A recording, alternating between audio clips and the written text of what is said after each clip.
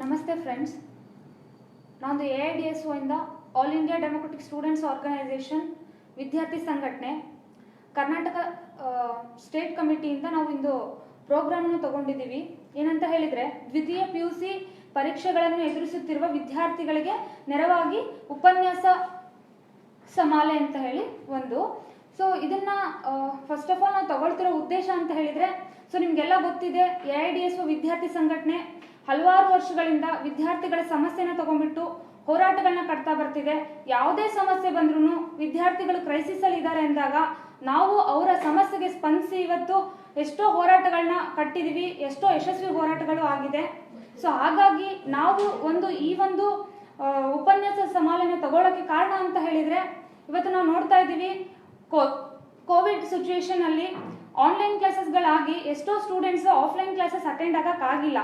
So ಇವಾಗ exams announce ಆಗಿದೆ, so gap ಸಹ ಜಾಸ್ತಿ ಸಿಗ್ತಾ ಇಲ್ಲ ಸ್ಟೂಡೆಂಟ್ಸ್ಗೆ. ಸೊ ಅವರು ತುಂಬ ಪ್ರೆಷರಲ್ಲಿ ಇದ್ದಾರೆ.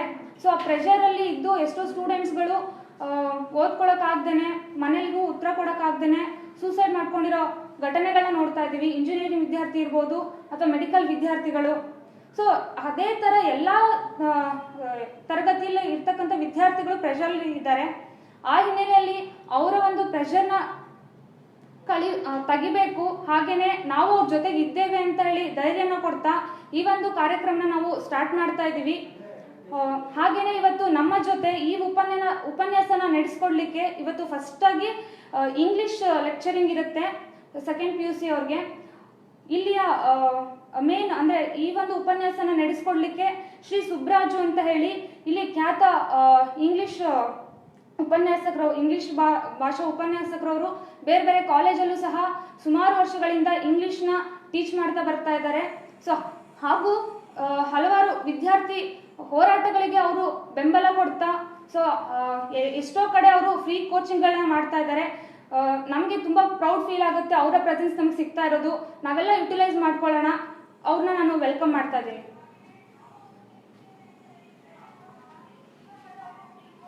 ನಮಸ್ಕಾರ ಸ್ನೇಹಿತರೆ, AIDSO ಇಂದ ನಡೀತಾ ಇರುವಂಥ ಈ ಉಪನ್ಯಾಸ ಕಾರ್ಯಕ್ರಮಕ್ಕೆ ತಮಗೆಲ್ಲ ಸ್ವಾಗತ ಕೋರ್ತಾ ಇದ್ದೀನಿ. ಸ್ನೇಹಿತರೆ, ಈ ಒಂದು ಉಪನ್ಯಾಸದ ಕಾರ್ಯಕ್ರಮ ಏನಿದೆ, ಇದರಲ್ಲಿ ನಾವು ಆಂಗ್ಲ ಭಾಷೆಗೆ ಸಂಬಂಧಪಟ್ಟಂಗೆ ಈ ಒಂದು ಅಂಶಗಳನ್ನ ನಿಮ್ಮ ಮುಂದೆ ಇಡ್ತಾ ಇದ್ದೀನಿ. ಇಂಗ್ಲಿಷ್ ದ್ವಿತೀಯ PUC ಇಂಗ್ಲಿಷ್ ಏನಿದೆ, ಎರಡು ಭಾಗಗಳಲ್ಲಿ ನಾವು ವಿಂಗಡಿಸ್ಬಿಟ್ಟು, ಒಂದು ಭಾಗ ಬಂದ್ಬಿಟ್ಟು ವ್ಯಾಕರಣ, ಇನ್ನೊಂದು ಭಾಗ ಬಂದ್ಬಿಟ್ಟು ಪ್ರೋಸ್ ಮತ್ತು ಪೊಯಿಟ್ರಿ. ಪ್ರೋಸ್ ಮತ್ತು ಪೊಯಿಟ್ರಿ ಅಂದರೆ ಅಲ್ಲಿ ಗದ್ಯ ಭಾಗ ಮತ್ತು ಪದ್ಯ ಭಾಗ. ಸೊ ಗದ್ಯ ಭಾಗ ಮತ್ತು ಪದ್ಯ ಭಾಗನ ನಾನು ಇವತ್ತು ಯಾವ್ದು ತಗೊತಾ ಇಲ್ಲ. ಇವತ್ತು ನಿಮ್ಮ ಮುಂದೆ ಈ ಒಂದು ವ್ಯಾಕರಣಕ್ಕೆ ಸಂಬಂಧಪಟ್ಟಿರುವಂಥ ವಿಚಾರಗಳನ್ನ ನಾನು ಮಂಡಿಸ್ತಾ ಇದ್ದೀನಿ. ನಿಮಗೆ ಗೊತ್ತಿರೋ ಥರ ಟೋಟಲಿ ನಮಗೆ 100 ಮಾರ್ಕ್ಸ್ಗೆ ಎಕ್ಸಾಮ್ ಇರೋದು, 100 ಮಾರ್ಕ್ಗೆ. ಆ 100 ಮಾರ್ಕಲ್ಲಿ ಏನಿದೆ, ವ್ಯಾಕರಣಕ್ಕೆ ಸಂಬಂಧಪಟ್ಟಂಗೆ 50 ಮಾರ್ಕ್ ಇದೆ. ನೀವು ಟೆಕ್ಸ್ಟ್ ಬುಕ್ಕಿನ ಕೊನೆ ಭಾಗದಲ್ಲಿ ಒಂದು ಮಾಡೆಲ್ ಕ್ವೆಶ್ಚನ್ ಪೇಪರ್ ಅಂತ ಇದೆ. ಆ ಮಾಡೆಲ್ ಕ್ವೆಶ್ಚನ್ ಪೇಪರ್ನ ನೀವು ತೆಗೆದ್ರೆ 2 ಮಾಡೆಲ್ ಕ್ವೆಶ್ಚನ್ ಪೇಪರ್ಸ್ ಇದ್ದಾವೆ. ಆ 2 ಮಾಡೆಲ್ ಕ್ವೆಶ್ಚನ್ ಪೇಪರ್ಸಲ್ಲಿ ಇದು ಸಿಗುತ್ತೆ. PUC ಸೆಕೆಂಡ್ ಇಯರ್ ವಿದ್ಯಾರ್ಥಿಗಳಿಗೆ ಬೇರೆ ಬೇರೆ ರೀತಿಯಲ್ಲಿ ಕೆಲವರು ವಿದ್ಯಾರ್ಥಿಗಳು ನಮಗೆ 100 ಮಾರ್ಕ್ ಬೇಕು ಅಂತ ಹೇಳ್ತಾರೆ. ಅಲ್ಲಿ ನಾವು ಅವರಿಗೆ ಬೋಧನಾ ಮಾಡುವಂಥ ವಿಧಾನ ಬೇರೆ ಆಗುತ್ತೆ. ಕೆಲವರು ನಮಗೆ ಡಿಸ್ಟಿಂಕ್ಷನ್ ಬೇಕು ಅಂತ, ಅಲ್ಲಿ ಬೋಧನಾ ಪ್ರಕ್ರಿಯೆ ಏನಾಗುತ್ತೆ, ಸ್ವಲ್ಪ ಚೇಂಜ್ ಆಗುತ್ತೆ. ಹಾಗೆಯೇ ಅವರ ಒಂದು ಅಪ್ರೋಚ್ ಏನಿದೆ, ಮಾರ್ಕ್ಸ್ ಅಪ್ರೋಚು, ಅದರ ಆಧಾರದ ಮೇಲೆ ನಮ್ಮ ಬೋಧನಾ ಕಾರ್ಯಕ್ರಮ ನಾವು ರೂಪಿಸ್ತೀವಿ. ಇವತ್ತಿನ ಒಂದು ಕಾರ್ಯಕ್ರಮಕ್ಕೆ ನಾವು ಅಂದ್ಕೊಂಡಿರೋದೇನು, ವ್ಯಾಕರಣ ಭಾಗದಲ್ಲಿ ನಿಮಗೇನು 50 ಮಾರ್ಕ್ ಇದೆ, 50 ಮಾರ್ಕ್ಸು. ಈ 50 ಮಾರ್ಕ್ಸಲ್ಲಿ ಒಬ್ಬ ವಿದ್ಯಾರ್ಥಿ ಎಷ್ಟು ಮ್ಯಾಕ್ಸಿಮಮ್ ಮಾರ್ಕ್ಸ್ ಅಂದರೆ ಇರುವಂಥ ಇತಿಮಿತಿಗಳಲ್ಲಿ ಇವಾಗ ಲಾಕ್ಡೌನ್ ಆಗಿ ಕ್ಲಾಸಸ್ ಇಲ್ಲ, ಅದಾದ್ಮೇಲೆ ಈಗ ಸಾರಿಗೆ ಬಸ್ಗಳ ಸೌಲಭ್ಯ ಇಲ್ಲ, ಎಷ್ಟೋ ಮಂದಿ ವಿದ್ಯಾರ್ಥಿಗಳು ಕಾಲೇಜಸ್ಗೆ ಹೋಗೋಕ್ಕಾಗಲ್ಲ, ಎಷ್ಟೋ ಕಾಲೇಜಸ್ನಲ್ಲಿ ತರಗತಿಗಳು ಪ್ರಾರಂಭ ಆಗಿಲ್ಲ. ಈ ಹಿನ್ನೆಲೆಯಲ್ಲಿ ನಾವು ಇಂಗ್ಲೀಷ್ನಲ್ಲಿ ಎಷ್ಟು ಮ್ಯಾಕ್ಸಿಮಮ್ ನಮಗಿರುವಂಥ ಕೆಪಾಸಿಟಿನಲ್ಲಿ ಎಷ್ಟು ಮ್ಯಾಕ್ಸಿಮಮ್ ನಾವು ಪಡಿಬೋದು ಅನ್ನೋದು ಆ ಒಂದು ವಿಚಾರಕ್ಕೆ ಸಂಬಂಧಪಟ್ಟಂಗೆ ನಾವು ಪ್ಲ್ಯಾನ್ ಮಾಡಬೇಕು. ಸೊ ಇಲ್ಲಿ ಮೊಟ್ಟ ಮೊದಲನೇದಾಗಿ ಇಲ್ಲಿ ನಿಮಗೆ ಕ್ವೆಶ್ಚನ್ ನಂಬರ್ಸ್ ಕಾಣುತ್ತೆ. ಈ 24, 25 ಅಂದ್ಬಿಟ್ಟು ನಿಮಗೆ 35 ತನಕ ಇದ್ದಾವೆ. ಇವು ಕ್ವೆಶ್ಚನ್ ನಂಬರ್. ನಿಮ್ಮ PUC ಬೋರ್ಡ್ ಎಕ್ಸಾಮ್ನಲ್ಲಿ ಈ ಕ್ವೆಶ್ಚನ್ ನಂಬರ್ ಪ್ರಕಾರನೇ ಇರುತ್ತೆ. ನಿಮಗೆ ಇದೇ ಕ್ವೆಶ್ಚನ್ ನಂಬರ್ ಪ್ರಕಾರ ಇರುತ್ತೆ.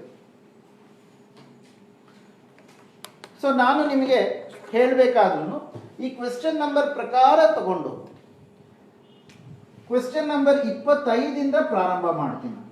ಕ್ವೆಶ್ಚನ್ ನಂಬರ್ 25 ಪ್ರಾರಂಭ ಮಾಡ್ತೀನಿ. ಅಬ್ಸರ್ವ್ ಮಾಡಿ, ಇಲ್ಲಿ ನಾನು ಏನು ಮಾಡ್ತಾ ಇದ್ದೀನಿ ಅಂದರೆ ನಿಮಗಿರುವಂಥ ಒಂದು ಮಾಡೆಲ್ ಕ್ವೆಶ್ಚನ್ ಪೇಪರ್ನ ನಾನು ತಗೊಂಡಿದ್ದೀನಿ.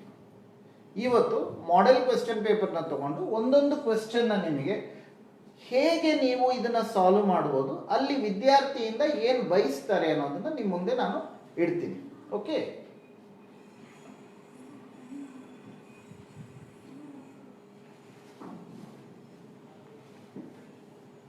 ಇದು ಕ್ವೆಶ್ಚನ್ ನಂಬರ್ 25. ಕ್ವೆಶ್ಚನ್ ನಂಬರ್ 25 ಏನಾಗುತ್ತೆ, ಇದನ್ನು ನಾವು ಪೋಯಿಟ್ರಿ ಕಾಂಪ್ರಹೆನ್ಷನ್ ಅಂತ ಕರಿತೀವಿ. Question number 25 poetry comprehension. ಈ ಪೊಯಿಟ್ರಿ ಕಾಂಪ್ರಹೆನ್ಷನ್ ಅಲ್ಲಿ ಏನಾಗುತ್ತೆ, ನಿಮಗೆ ಒಂದು ಪದ್ಯ ಕೊಡ್ತಾರೆ. ಫುಲ್ ಪೋಯಮ್ ಇರೋದಿಲ್ಲ, ಒಂದು ಸಣ್ಣ ಭಾಗ, ಪೋಯಮಿನ ಒಂದು ಸಣ್ಣ ಭಾಗ ಇರುತ್ತೆ. ಆ ಸಣ್ಣ ಭಾಗದಲ್ಲಿ ನಾವು ಡೀಲ್ ಮಾಡಬೇಕಾಗುತ್ತೆ. ಇಲ್ಲಿ ಆ ಸ್ಮಾಲ್ ಪಾರ್ಟ್ ಏನಿದೆ ನಾನು ಅದನ್ನು ನಿಮಗೆ ಇಲ್ಲಿ ತೋರಿಸ್ತೀನಿ. ಇಲ್ಲಿ ನೋಡಿ, ಇಲ್ಲಿ TWO ಅಂತ ಇದೆ. 2 roads diverged in a yellow wood, and sorry I could not travel both, and be one traveler. Long I stood and looked down one as far as I could to where it bent in the undergrowth. So ಇದು ಒಂದು ಪದ್ಯದ ಒಂದು ಭಾಗ, ಪದ್ಯದ ಒಂದು ಭಾಗ. Robert ಫ್ರೋಸ್ಟ್ ಅನ್ನುವಂಥ ಒಬ್ಬ ಕವಿ, ಆ ಕವಿಯ ಪದ್ಯ ಇದು. ಸ್ಟಾಪಿಂಗ್ ಬೈ ದಿ ವುಡ್ಸ್ ಅಂದ್ಬಿಟ್ಟು ಆ ಒಂದು ಪದ್ಯ. ಇಲ್ಲಿ ಈ ಪದ್ಯನ ರಾಬರ್ಟ್ ಫ್ರೋಸ್ಟ್ ಪೋಯಮ್ ಆದಾದ್ಮೇಲೆ ನಾವು ಅದನ್ನೆಲ್ಲ ನಾವು ಅವ್ರು ಕೇಳಲ್ಲ, ಯಾರು ಪದ್ಯ ಬರೆದಿದ್ದು, ಅದರ ಸಾರಾಂಶ ಏನು, ಅದು ಯಾವುದು ಕೇಳಲ್ಲ. ಇಲ್ಲಿ ನಿಮಗೆ 1, 2, 3 ಕ್ವೆಶ್ಚನ್ಸ್ ಇದ್ದಾರೆ. ಅದರಲ್ಲೂ ಸೆಕೆಂಡ್ ಕ್ವೆಶ್ಚನ್ ಅಲ್ಲಿ ಅವರೇ ಆಪ್ಷನ್ಸ್ ಕೊಟ್ಟಿದ್ದಾರೆ, A, B, C. ಇದು ವಿಷಯ. ಈ ವಿಷಯನ ನೀವು ಓದ್ಬಿಟ್ಟು ಈ ಪ್ರಶ್ನೆಗಳನ್ನ ನೀವು ಉತ್ತರಿಸ್ಬೇಕು. ಆಯ್ತಾ? ಇಲ್ಲಿ ನೋಡಿ, ಇದು ಪ್ರಶ್ನೆ. ಇದು ಯಾವ ಪ್ರಶ್ನೆ? ಇಲ್ಲಿ 1 ಅಂತಿದೆಯಲ್ವಾ, ಇದು actually question number 25, poetry comprehension. ಇದನ್ನ ಪೋಯಿಟ್ರಿ ಕಾಂಪ್ರಹೆನ್ಷನ್ ಅಂತೀವಿ. ಇಲ್ಲಿ ನೋಡಿ, question number 1, where did the 2 roads diverge ಅಂತ ಇದೆ. ಸಿಂಪಲ್ ಆಗಿ ನೀವು ನೋಡೋದಾದ್ರೆ, ವೇರ್ ಡಿಡ್ ದ 2 roads ಬಗ್ಗೆ ಕೇಳ್ತಾ ಇದೆ. ಇವಾಗ ನೀವು ಇದನ್ನ ಓದ್ಬಿಟ್ಟು ಮತ್ತೆ ಇಲ್ಲಿಗೆ ಬರಬೇಕು.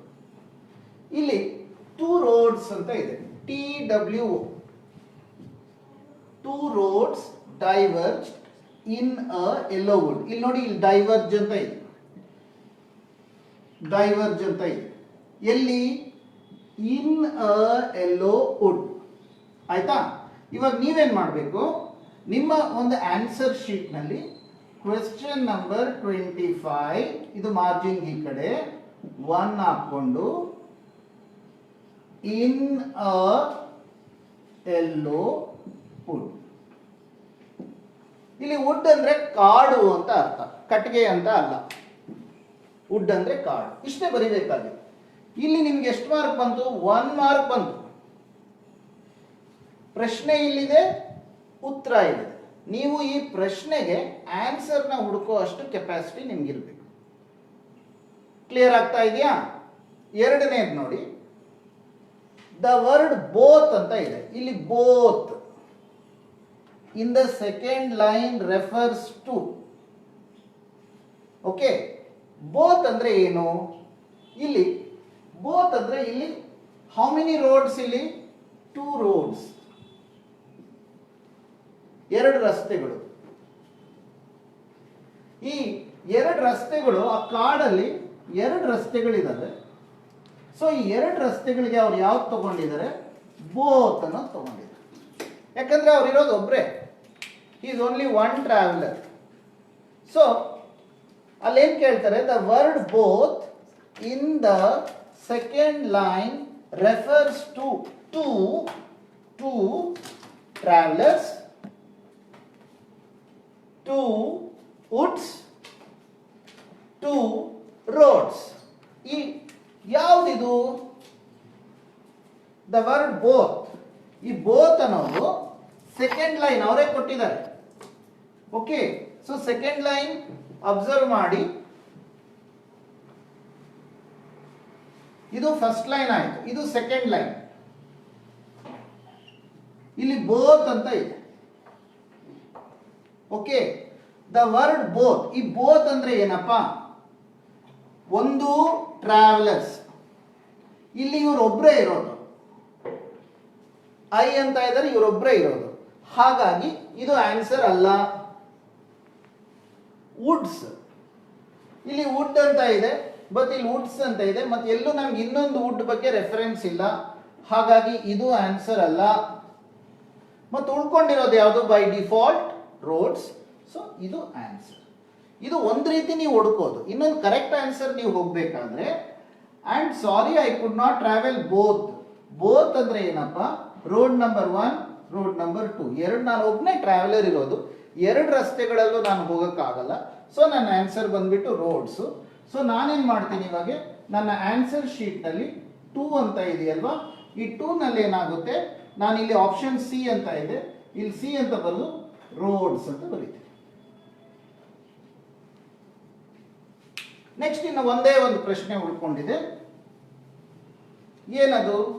What did the traveller do when he came across the 2 diverged roads? So what did the traveler do? ಇಲ್ಲಿ diverged roads. And I looked down as far as I could to where it went in the undergrowth. ಏನ್ ಮಾಡಿದ್ರು? ಹೋದ್ರ ಮುಂದಕ್ಕೆ. ಆ ಒಂದು ಕಾಡಲ್ಲಿ ಈ ಕಡೆ ಒಂದು ರಸ್ತೆ ಇದೆ, ಈ ಕಡೆ ಒಂದು ರಸ್ತೆ ಇದೆ. 2 roads diverged in a yellow wood ಇನ ಪದ್ಯ. ಸೊ ಇಲ್ಲಿ 2 ರಸ್ತೆಗಳಲ್ಲಿ ಹೋದ್ರ ಅವರು ಹೋಗಕ್ಕಾಗಲಿಲ್ಲ. ಸೊ ಏನ್ ಮಾಡಿದ್ರು? What did the traveller do when he came across? ಅದಕ್ಕೆ ಅವ್ರು ಏನ್ ಹೇಳ್ತಾರೆ? He could not travel both and looked one as far as I could to where it went in the undergrowth. So he looked down as far as I could. ಏನಾಗುತ್ತೆ? he could to where it went undergrowth. ಇಲ್ಲೆಲ್ಲ ಆ ಕಾಡಲ್ಲಿ ಆ ರಸ್ತೆ ಹಿಂಗ್ bend ಆಗ್ಬಿಟ್ಟಿದೆ, ಎಷ್ಟು ದೂರ ಆಗುತ್ತೆ ಅಷ್ಟು ದೂರ ನೋಡ್ತಾನಷ್ಟೇ. Look down. ಸೊ ಹಾಗಾಗಿ ಈ ಸೆಂಟೆನ್ಸ್ ನ ಹಾಗೆ ತಗೊಳ್ಳಿ, 3 ಅಂತ ಹಾಕಿ. ಇಲ್ಲಿ ನೀವು ಏನ್ ಮಾಡಬೇಕು?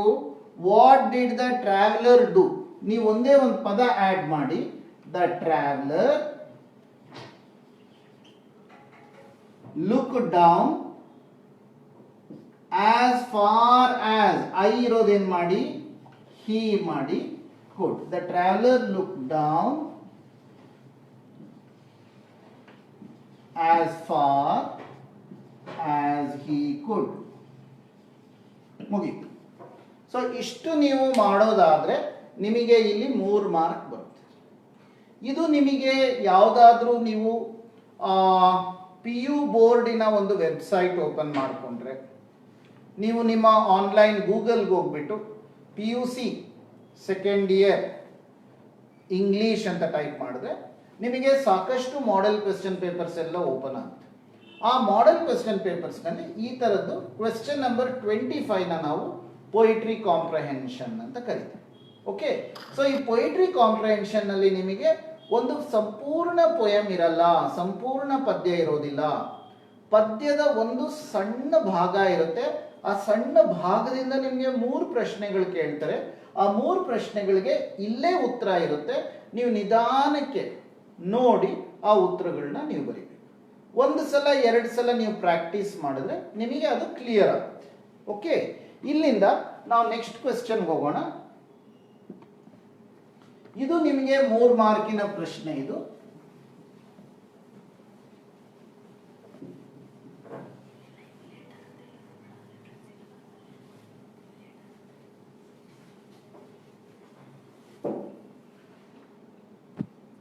ಇಲ್ಲಿ ಕ್ವೆಶ್ಚನ್ ನಂಬರ್ 26 ಇದು ಪ್ರಶ್ನೆ ನಂಬರ್ 26. ಇದು 3 ಮಾರ್ಕ್ಸ್. ಈ 3 ಮಾರ್ಕಿನ ಪ್ರಶ್ನೆ ನೋಡಿ ನೀವು. Complete the following by filling in the blanks using the right form of the verb given in the bracket.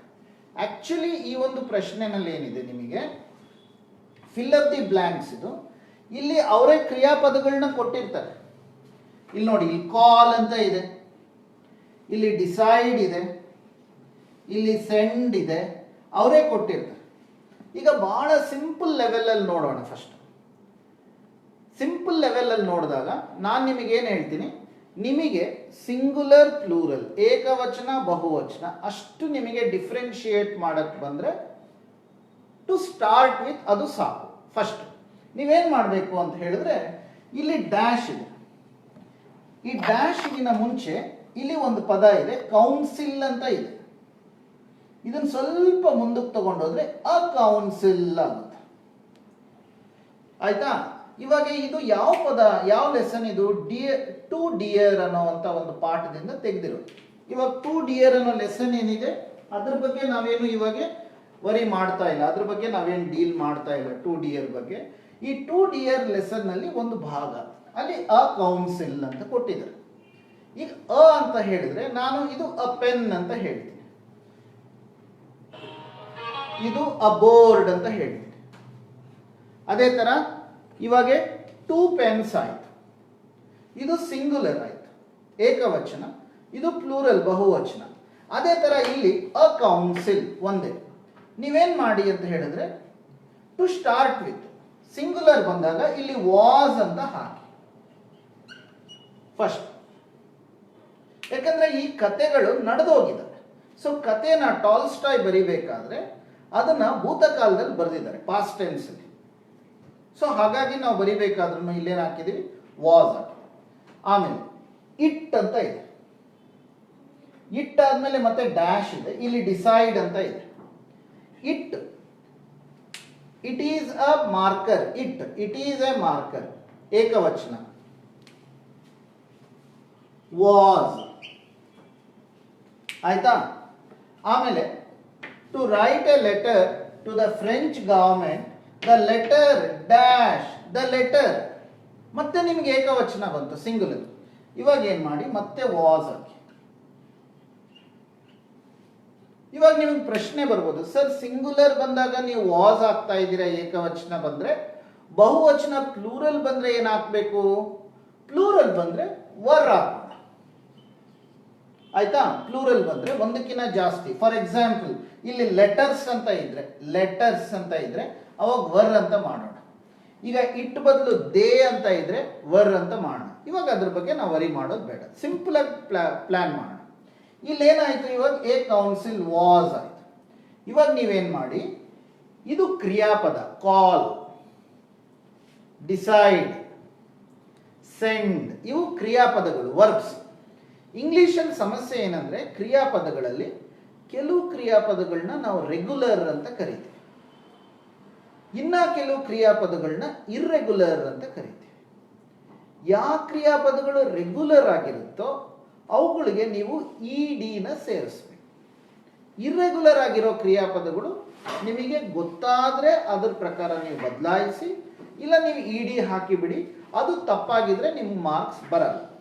ಈಗ ನಾನು ಒಬ್ಬ ವಿದ್ಯಾರ್ಥಿ, ನನಗೇನು ಗೊತ್ತಿಲ್ಲ. ಸೊ ನಾನೇನು ಮಾಡ್ತೀನಿ, ನನಗೇನು ಗೊತ್ತಾಯಿತು, ಸಿಂಗುಲರ್ ಇದ್ರೆ ವಾಸ್ ಹಾಕ್ತೀನಿ, ಪ್ಲೂರಲ್ ಇದ್ರೆ ವರ್ ಹಾಕ್ತೀನಿ, ಕ್ರಿಯಾಪದಕ್ಕೆ ನಾನು ಇಡಿ ಸೇರಿಸ್ತೀನಿ. ಇಡಿ ಅಂತ ಹೇಳಿದ್ರೆ ಇವಾಗ ಕೌನ್ಸಿಲ್ ವಾಸ್ ಕಾಲ್ ಇದೆಯಲ್ವಾ, ಈ ಕಾಲ್ ಅನ್ನೋ ಪದಕ್ಕೆ ಇಡಿನ ನಾನು ಜಾಯಿನ್ ಮಾಡಿದ್ದೀನಿ. ಈ ಕಾಲ್ ಅನ್ನೋ ಪದಕ್ಕೆ ನಾನು ಇಡಿನ ಸೇರಿಸಿದ್ದೀನಿ. ನೋಡಿ, ವಾಸ್ ಕಾಲ್ಡ್ ಆಯ್ತು. ಇದು ವ್ಯಾಕರಣದಲ್ಲಿ ಪ್ಯಾಸಿವ್ ವಾಯ್ಸ್ ಅಂತ ಕರಿತೀವಿ. ಆಕ್ಟಿವ್ ವಾಯ್ಸ್, ಪ್ಯಾಸಿವ್ ವಾಯ್ಸ್ ನಲ್ಲಿ ಇದು ಪ್ಯಾಸಿವ್ ವಾಯ್ಸ್ ಅಂತ ಕರಿತೀವಿ. ಇಲ್ಲೇನಾಯ್ತು, ವಾಸ್ ಕಾಲ್ಡ್. ಅದೇ ತರ ಇಲ್ಲಿ ಇಟ್ ಅಂತ ಇದೆ, ಇಲ್ಲಿ ಡಿಸೈಡ್ ಅಂತ ಇದೆ. ಫಸ್ಟ್ ನಾನೇನ್ ಮಾಡ್ತೀನಿ, ಡಿಸೈಡ್ ಅಂತ ಬರೀತೀನಿ. ಆಯ್ತಾ? ಡಿಸೈಡ್ ಅಂತ ಬರೆದ ಮೇಲೆ ಮತ್ತೆ ಇಡಿ ಜಾಯಿನ್ ಮಾಡ್ತೀನಿ. DICID ಅಷ್ಟು. ಯಾಕಂದ್ರೆ ಇಲ್ಲಿ ಇ ಬಂದ್ಬಿಟ್ಟಿದೆ, ಮತ್ತೆ ಇಡಿ ಅಂದ್ರೆ ಇಡಿ ಆಗುತ್ತೆ, ಬೇಡ. ಸೊ ಇಷ್ಟು ವಾಸ್ ಡಿಸೈಡ್. ಸೊ ಇವಾಗ ನೋಡಿ, ಇದೂ ಕರೆಕ್ಟ್ ಆಯ್ತು, ಇದು ಕರೆಕ್ಟ್ ಆಯ್ತು. ಇಲ್ಲಿ 1 ಮಾರ್ಕ್ ಬಂತು, ಇಲ್ಲಿ 1 ಮಾರ್ಕ್ ಬಂತು. ಆದ್ರೆ ಇಲ್ಲಿ ಸೆಂಡ್ ಅಂತ ಇದೆಯಲ್ವಾ, ಇದು ಇರ್ರೆಗ್ಯುಲರ್ ವರ್ಬ್. SENDED, ಸೆಂಡೆಡ್ ಅಂತ ಬರೆದ್ರೆ ತಪ್ಪಾಗುತ್ತೆ. ಸಾಮಾನ್ಯವಾಗಿ ನಮಗೆ ಎಕ್ಸಾಮ್ ನಲ್ಲಿ 3 ರೆಗ್ಯುಲರ್ ವರ್ಬ್ ಕೊಡ್ತಾರೆ. ಅಕಸ್ಮಾತ್ ನಮಗೆ 1 ಅಥವಾ 2 ಇರ್ರೆಗ್ಯುಲರ್ ವರ್ಬ್ ಬಂದ್ರೆ ಏನು ಮಾಡೋಕ್ಕಾಗಲ್ಲ. ನೀವು ಆ ಇರ್ರೆಗ್ಯುಲರ್ ವರ್ಬ್ಸ್ನ ಸ್ವಲ್ಪ ಪ್ರಾಕ್ಟೀಸ್ ಮಾಡಬೇಕಾಗುತ್ತೆ. ಸೊ ಇಲ್ಲಿ ಕರೆಕ್ಟ್ ಆನ್ಸರ್ ಹಾಗಿದ್ರೆ ಏನಾಗುತ್ತೆ, ವಾಸ್ ಸೆಂಟ್. ಸೆಂಡ್ ಏನಾಯ್ತು, ವಾಸ್ ಸೆಂಟ್. ಇದು ಕ್ವೆಶ್ಚನ್ ನಂಬರ್ 26 ಪ್ಯಾಸಿವ್ ವಾಯ್ಸ್. ನೀವೇನ್ ಮಾಡಬೇಕು ಅಂತ ಹೇಳಿದ್ರೆ, ಈ ಪ್ಯಾಸಿವ್ ವಾಯ್ಸಿನ ವಾಕ್ಯಗಳೇನಿದೆ ನಮಗೆ ಸಾಮಾನ್ಯವಾಗಿ ಟೆಕ್ಸ್ಟ್ ಬುಕ್ಕಿನ ಪಾಠಗಳಿಂದನೇ ತೆಗೀತಾರೆ. ಇದು ಯಾವ ಲೆಸನ್ ಇಂದ ಸೆಲೆಕ್ಟ್ ಮಾಡಿರೋದು, ಸೆಕೆಂಡ್ ಲೆಸನ್ 2D. ಅದೇ ತರ ಈ ಸಲ ಎಲಿಮಿನೇಟೆಡ್ ಸಿಲೆಬಸ್ನ ನಾವು ತೆಗೆದುಬಿಟ್ರೆ ಗಾರ್ಡ್ನರ್ ಪಾಠದಿಂದ ತೆಗಿಬೋದು, ಓಟರ್ ಇಂದ ಕೊಡ್ಬೋದು, ಓಕೆ, ಅಥವಾ ನಮಗೆ ಡ್ರಾಮಾ ಏನಿದೆ ಸನ್ನಿ ಮಾರ್ನಿಂಗ್ ಅಲ್ಲಿಂದ ಆದರೂ ಕೊಡ್ಬೋದು. ಸೊ ಇಲ್ಲಿ ಇನ್ನೊಂದು ವಿಷಯ ನೀವು ಅರ್ಥ ಮಾಡ್ಕೋಬೇಕು. ನೀವು ಫಸ್ಟ್ ನಾನು ಗ್ರಾಮರ್ ಭಾಗ ಯಾಕೆ ಡೀಲ್ ಮಾಡ್ತಾ ಇದ್ದೀನಿ ಅಂದರೆ, ಈ ಒಂದು ಪ್ರಶ್ನೆಗೆ ಸಂಬಂಧಪಟ್ಟಂಗೆ ಕ್ವೆಶ್ಚನ್ ಪೇಪರ್ ಅಲ್ಲಿ ಈ ಒಂದು ಪಾಠಕ್ಕೆ ಸಂಬಂಧಪಟ್ಟಂಗೆ ಪ್ರಶ್ನೆ ಇರ್ಬೋದು. What did the prince do, what did the prince do to get the guillotine from other countries ಅಂತ ನಿಮ್ಗೊಂದು ಪ್ರಶ್ನೆ ಬಂತು ಅನ್ಕೊಳ್ಳಿ, 1 ಮಾರ್ಕ್. ಅವಾಗ ನೀವೇನಂತ ಬರೀಬಹುದು, they did not have a guillotine, therefore a council was called and it was decided to write a letter to the French government and the letter was sent ಅಂತ ನೀವು ಬರೆದ್ರೆ ಅಲ್ಲೂ 1 ಮಾರ್ಕ್ ಬರುತ್ತೆ. ಸೊ ಇದು question number 26 ನಾನು ಇವಾಗ ತೋರಿಸಿರೋದು. ಇನ್ನೊಂದ್ಸಲ question number 26 ನಾನು ನಿಮ್ಗೆ ಹೇಳ್ತಾ ಇದ್ದೀನಿ. ಕ್ವೆಶ್ಚನ್ ನಂಬರ್ 26 ಏನಿದೆ ನಿಮಗೆ ಆಕ್ಟಿವ್ ಅಂಡ್ ಪ್ಯಾಸಿವ್ ವಾಯ್ಸ್ ಅಂತ ಕರಿತೀವಿ. ಆದ್ರೆ ಎಷ್ಟೋ ಸಲ ನಿಮಗೆ ಈ ಒಂದು ಆಕ್ಟಿವ್ ಅಂಡ್ ಪ್ಯಾಸಿವ್ ವಾಯ್ಸಿನ ಒಂದು ಇದರಲ್ಲಿ ಎಷ್ಟೋ ಸೆಂಟೆನ್ಸಸ್ ನಮಗೆ ಪ್ಯಾಸಿವ್ ವಾಯ್ಸ್ ಅಲ್ಲಿ ಇರಲ್ಲ, ಡೈರೆಕ್ಟ್ಲಿ ಆಕ್ಟಿವ್ ವಾಯ್ಸ್ ನಲ್ಲೇ ಇರುತ್ತೆ. ಹಾಗಾಗಿ ಇಲ್ಲಿ ಅವರು ಆಕ್ಟಿವ್ ಆರ್ ಪ್ಯಾಸಿವ್ ಅಂತ ಕೇಳೋದಿಲ್ಲ, ಡೈರೆಕ್ಟ್ ಆಗಿ ಕೊಟ್ಬಿಡ್ತಾರೆ. ಸೊ ಅದು ಆಕ್ಟಿವ್ ಆರ್ ಪ್ಯಾಸಿವ್ ಅನ್ನೋದು ನೀವೇ ಐಡೆಂಟಿಫೈ ಮಾಡಬೇಕಾಗುತ್ತೆ. ಓಕೆ, ಸೊ ಕ್ವೆಶ್ಚನ್ ನಂಬರ್ 26 ಏನು, ಸಿಂಗುಲರ್ ಇದ್ರೆ ನೀವೇನ್ ಮಾಡ್ಬೇಕಿಲ್ಲಿ, ವಾಸ್ ಹಾಕಿ. ಪ್ಲೂರಲ್ ಇದ್ರೆ ಏನ್ ಹಾಕ್ತಿವಿ, ವರ್ ಹಾಕ್ತಿವಿ. ಆಮೇಲೆ ಇರೋಂತ ಬ್ರಾಕೆಟ್ ನಲ್ಲಿ ಇರುವಂತ ವರ್ಬ್ಗೆ ಇಡಿನ ಸೇರಿಸ್ತೀವಿ. ಬ್ರಾಕೆಟ್ ನಲ್ಲಿ ಇರುವಂತ ವರ್ಬ್ ಇಲ್ಲಿ ವಾಸ್ ಕಾಲ್ಡ್, ಇಲ್ಲಿ ಇಟ್ ಡಿಸೈಡ್ ಅಂತ ಇದೆ, was decided, A letter was send. ಇಷ್ಟು ನೀವು ಮಾಡಕ್ಕಾದ್ರೆ ನಿಮಗಿಲ್ಲಿ 3 ಮಾರ್ಕ್ಸ್ ಡೆಫಿನೆಟ್ ಆಗಿ ಬರುತ್ತೆ. ಸೊ ಇಲ್ಲಿ ಟೋಟಲಿ ಎಷ್ಟು ಮಾರ್ಕ್ಸ್ ಡೀಲ್ ಆಯ್ತು, ಅಲ್ಲಿಗೆ 6 ಮಾರ್ಕ್ಸ್ ಡೀಲ್. ಇಲ್ಲಿಂದ ಕ್ವೆಶ್ಚನ್ ನಂಬರ್ 27 ಹೋಗೋಣ. ಈ ಕ್ವೆಶ್ಚನ್ ನಂಬರ್ 27 ಎಲ್ಲರಿಗೂ ಒಂಥರ ಕಲ್ಲಿದ್ದಂಗೆ. ಯಾಕಪ್ಪ ಅಂದ್ರೆ ಇದನ್ನ ನಾವು ಡೈರೆಕ್ಟ್ ಅಂಡ್ ಇಂಡೈರೆಕ್ಟ್ ಸ್ಪೀಚ್ ಅಂತ ಕರಿತೀವಿ, ಅಥವಾ ರಿಪೋರ್ಟೆಡ್ ಸ್ಪೀಚ್ ಅಂತ ಕರಿತೀವಿ. ಬಹಳ ಮಂದಿ ವಿದ್ಯಾರ್ಥಿಗಳು ಈ ಕ್ವೆಶ್ಚನ್ ನ ಡೈಲಾಗ್ ಪ್ರಾಕ್ಟೀಸ್ ಅಂತ ಕನ್ಫ್ಯೂಸ್ ಆಗ್ತಾರೆ. ಸೊ ನಿಮಗೆ ನೋಡಿ, ನನ್ನ ಕ್ವೆಶ್ಚನ್ ನಂಬರ್ಸ್ ಕೂಡ ನಾನು ಹೇಳ್ತೀನಿ, ಎಕ್ಸಾಮ್ಸ್ ಅಲ್ಲಿ ಚೇಂಜ್ ಆಗಲ್ಲ. ಕ್ವೆಶ್ಚನ್ ನಂಬರ್ಸ್ ಕೂಡ ಅದೇ ಕ್ವೆಶ್ಚನ್ ನಂಬರ್ ನಿಮಗೆ ಬರುತ್ತೆ. ರಿಪೋರ್ಟ್ ದ ಫಾಲೋಯಿಂಗ್ ಕಾನ್ವರ್ಸೇಷನ್ ಅಂದ್ರೆ ಇಲ್ಲೇನು ಕಾನ್ವರ್ಸೇಷನ್ ಬಂದಿರುತ್ತೆ ಈ ಕಾನ್ವರ್ಸೇಷನ್ನ ನೀವು ಡೈರೆಕ್ಟ್ ಸ್ಪೀಚಿಂದ ಇಂಡೈರೆಕ್ಟ್ ಸ್ಪೀಚ್ಗೆ ಬದಲಾಯಿಸಬೇಕು. ಆಯ್ತಾ? ಇದು ಸನ್ನಿ ಮಾರ್ನಿಂಗ್ ಅನ್ನುವಂಥ ಒಂದು ಒನ್ ಆ್ಯಕ್ಟ್ ಪ್ಲೇಯಿಂದ ನಿಮಗೆ ಗೊತ್ತಿರುತ್ತೆ. ಸನ್ನಿ ಮಾರ್ನಿಂಗ್ ಸಾಮಾನ್ಯವಾಗಿ ನಮಗೆ ಸನ್ನಿ ಮಾರ್ನಿಂಗ್ ಇಂದನ ಕೊಡ್ತಾರೆ, ಅಥವಾ ಓಟರಿಂದ ತೆಗಿಬೋದು, ಅಥವಾ ಟೂ ಡಿಯರ್ ಇಂದನೂ ಬರ್ಬೋದು, ಗಾರ್ಡ್ನರ್ ಇಂದನೂ ಬರ್ಬೋದು. ಸೊ ಇನ್ ಪ್ರಾಬಬಿಲಿಟಿನಲ್ಲಿ 4 ಲೆಸನ್ಸ್ನ ಇಟ್ಕೊಂಡು. ಆಯ್ತಾ? ಈಗ ಫಸ್ಟ್ ಎಕ್ಸಾಂಪಲ್ನಲ್ಲಿ ನಾನು ಏನು ತೊಗೊಂಡಿದ್ದೀನಿ, ಸನ್ನಿ ಮಾರ್ನಿಂಗ್ನ ತೊಗೊಂಡಿದ್ದೀನಿ. ಫಸ್ಟ್ ಎಕ್ಸಾಂಪಲ್ನಲ್ಲಿ ಸನ್ನಿ ಮಾರ್ನಿಂಗ್. ಈ ಸನ್ನಿ ಮಾರ್ನಿಂಗ್ನ ನೀವು ನೋಡೋದಾದರೆ ಇಲ್ಲಿ ನೋಡಿ ಏನು ಮಾಡಬೇಕು ಅನ್ನೋದು ನಾನು ಹೇಳ್ತೀನಿ. ನಿಮ್ಮ ಆನ್ಸರ್ ಶೀಟ್ ಏನಿರುತ್ತೆ, ಆನ್ಸರ್ ಶೀಟ್ನಲ್ಲಿ ಕ್ವೆಶ್ಚನ್ ನಂಬರ್ 27 ರಿಪೋರ್ಟೆಡ್ ಸ್ಪೀಚ್, ಇಲ್ಲಿ ಡಾನ್ ಗಾನ್ಜೆಲೋ ಅಂತ ಇದೆ. ನೀವು ಆಸ್ ಇಟ್ ಈಸ್ ಬರೀರಿ, ಡಾನ್ ಗಾನ್ಜೆಲೋ.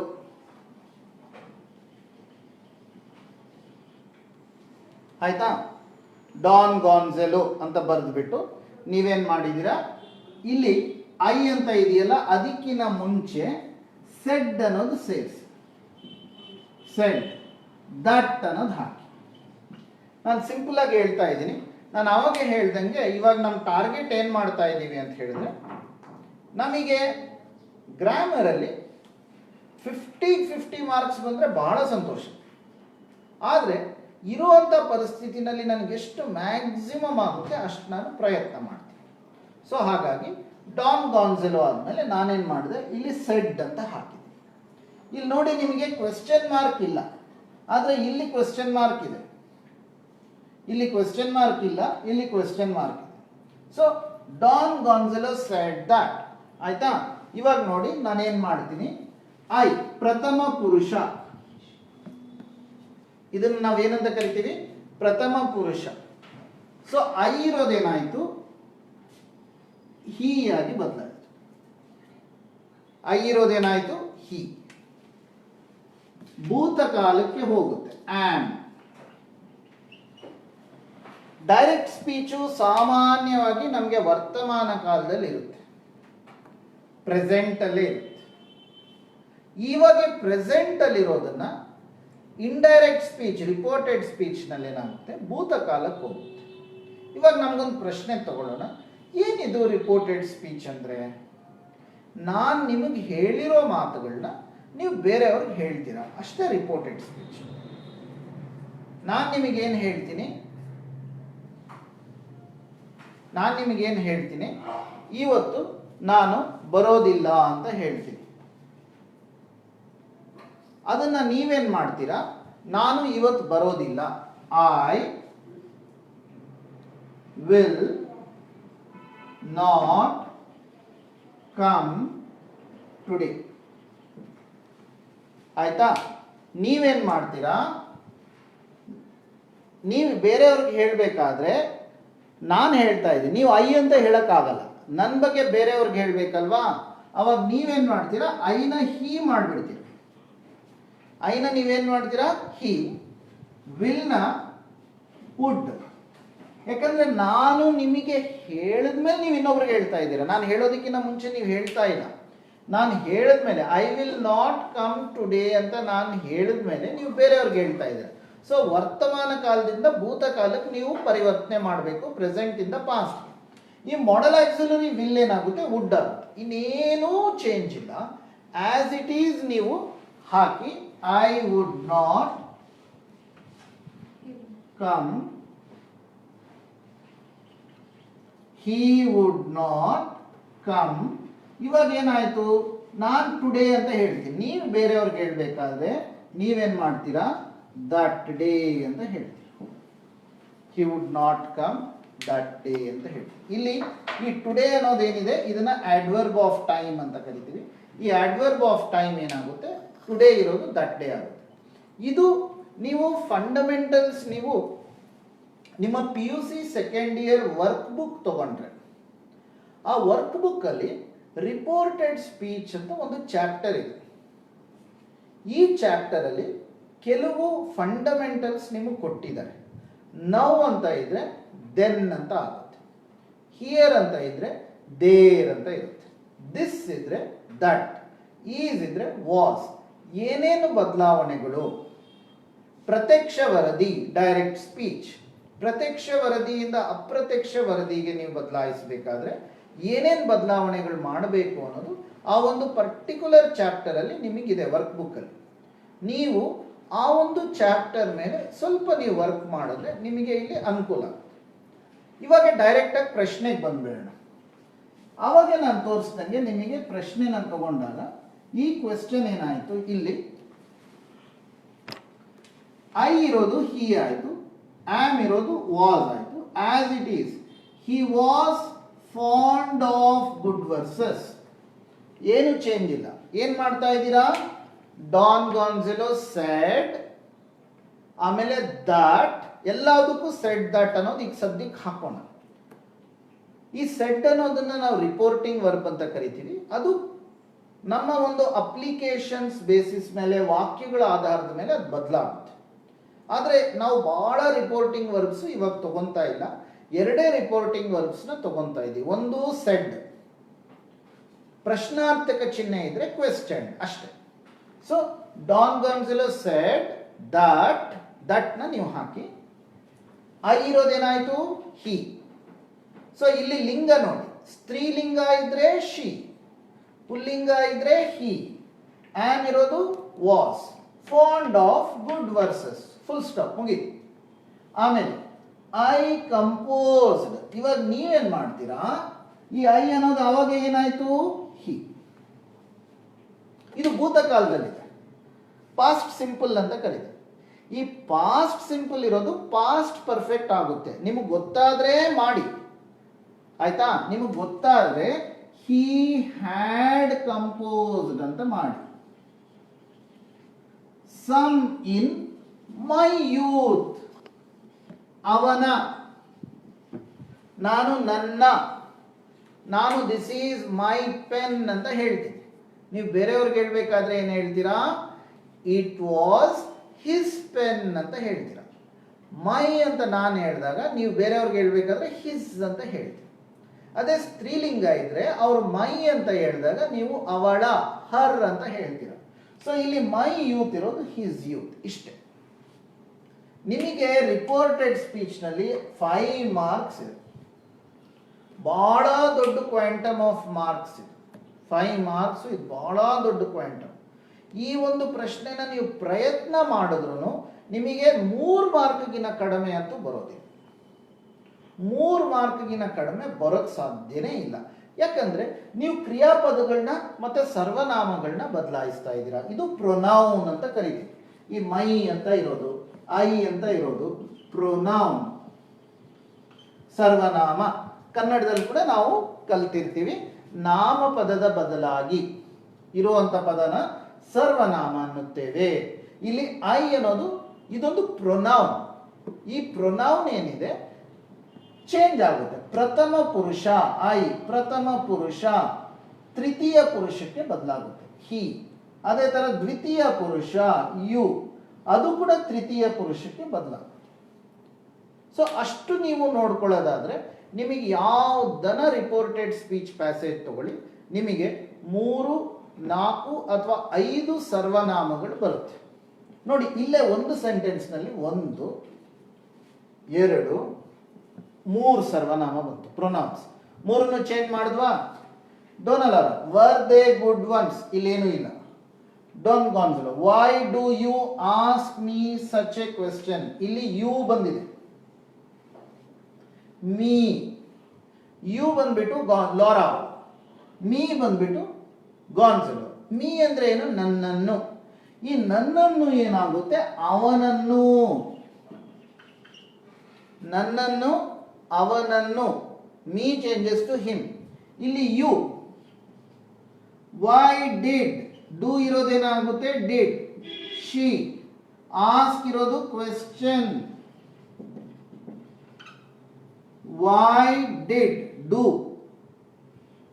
ವರ್ತಮಾನ ಕಾಲ ಭೂತಕಾಲಕ್ಕೆ ಡೂ ಇರೋದು ಡಿಡ್, ಯು ಇರೋದು ಶಿ, ಆಸ್ಕ್ ಅಂತ ಇರೋದನ್ನ ಕ್ವೆಶ್ಚನ್ ಹಿಮ್ ಅನ್ಬಿಟ್ಟು such in such a manner. ಈ ತರ. ಆದ್ರೆ ನೀವು ರಿಪೋರ್ಟೆಡ್ ಸ್ಪೀಚ್ ನಲ್ಲಿ ಬರಿಬೇಕಾದ್ರೆ ಪ್ರಶ್ನಾರ್ಥಕ ಚಿಹ್ನೆನ ಹಾಕಬಾರ್ದು. ಯಾಕಂದ್ರೆ ಇಲ್ಲಿ ಬರೆದು ಬಿಟ್ಟಿದ್ದೀರಾ ಡಾನ್ ಗಾನ್ಸೆಲೋ ಕ್ವೆಶ್ಚನ್, ಇಲ್ಲಿ ವೈ ಅಂತ ಇದೆಯಲ್ವಾ, ಈ ವೈನ ತೆಗಿರಿ. ಕ್ವೆಶ್ಚನ್ ಯಾರನ್ನ? Lara. Don Gonzalo question Lara. ಆಯ್ತಾ? ಅಂದ್ಬಿಟ್ಟು ವೈ ಡಿಡ್ ಶಿ, ಡೂ ಇರೋದು did she question in such A manner. ಆಯ್ತಾ? ಆ ಡೀಟೇಲ್ಸ್ಗೆ ಆಮೇಲೆ ಹೋಗಿ. ಇವಾಗ ನಾನೇನು ತೋರಿಸ್ತಾ ಇದ್ದೀನಿ? ಈ ಸರ್ವನಾಮಗಳನ್ನ ಬದಲಾಯಿಸೋದು ತೋರಿಸ್ತಾ ಇದ್ದೀನಿ. ಯು ಇರೋದೇನಾಯ್ತು? ಶಿ ಆಯ್ತು. ಮೀ ಇರೋದೇನಾಯ್ತು? ಹಿಮ್ ಆಯ್ತು. ಆಮೇಲೆ ಲಾಸ್ಟ್ಗೆ ಡೋಂಟ್ ಬಿ ಆಂಗ್ರಿ ಅಂತ ಹೇಳ್ತಾರೆ, ಅದು ಬಿಟ್ವಿ. ಸೊ ಇಲ್ಲಿ ಫಸ್ಟ್ ಪಾಯಿಂಟ್ ನಲ್ಲಿ ನಾವೇನ್ ನೋಡಿದ್ವಿ? ನೀವು ರಿಪೋರ್ಟೆಡ್ ಸ್ಪೀಚ್ ಬದಲಾಯಿಸಬೇಕಾದ್ರೆ ಸರ್ವನಾಮಗಳು ಬದಲಾಗುತ್ತೆ, ಆ ಸರ್ವನಾಮಗಳ ಜೊತೆ ಕ್ರಿಯಾಪದಗಳು ಬದಲಾಗುತ್ತೆ. ಫಸ್ಟ್ ಪರ್ಸನ್ ಇರೋದು ಪ್ರಥಮ ಪುರುಷ ಇರೋದು ತೃತೀಯ ಪುರುಷ ಆಗುತ್ತೆ. ದ್ವಿತೀಯ ಪುರುಷ ಯು ಅಂತ ಇರೋದು ತೃತೀಯ ಪುರುಷ ಆಗುತ್ತೆ. ಅದೇ ತರ ವರ್ತಮಾನ ಕಾಲದಲ್ಲಿರೋ ಕ್ರಿಯಾಪದಗಳು ಭೂತಕಾಲಕ್ಕೆ ಹೋಗುತ್ತೆ. ಭೂತಕಾಲದಲ್ಲಿ ಇರೋದಕ್ಕೆ ನೀವು ಹ್ಯಾಡ್ ಹಾಕಿ, ಇಲ್ಲಿ ಇದಕ್ಕೆ ನಿಮ್ಗೆ ಅರ್ಧ ಮಾರ್ಕ್ ಬರುತ್ತೆ. ಕಂಪೋಸ್ಡ್, ಹಿ ಹ್ಯಾಡ್ ಕಂಪೋಸ್ಡ್ ಅಂತ. ಆಯ್ತಾ? ಇವಾಗ ಮತ್ತೆ ಫುಲ್ ಆಗಿ ಒಂದು ಸಲ ನಿಮಗೆ ತೋರಿಸ್ತೀನಿ.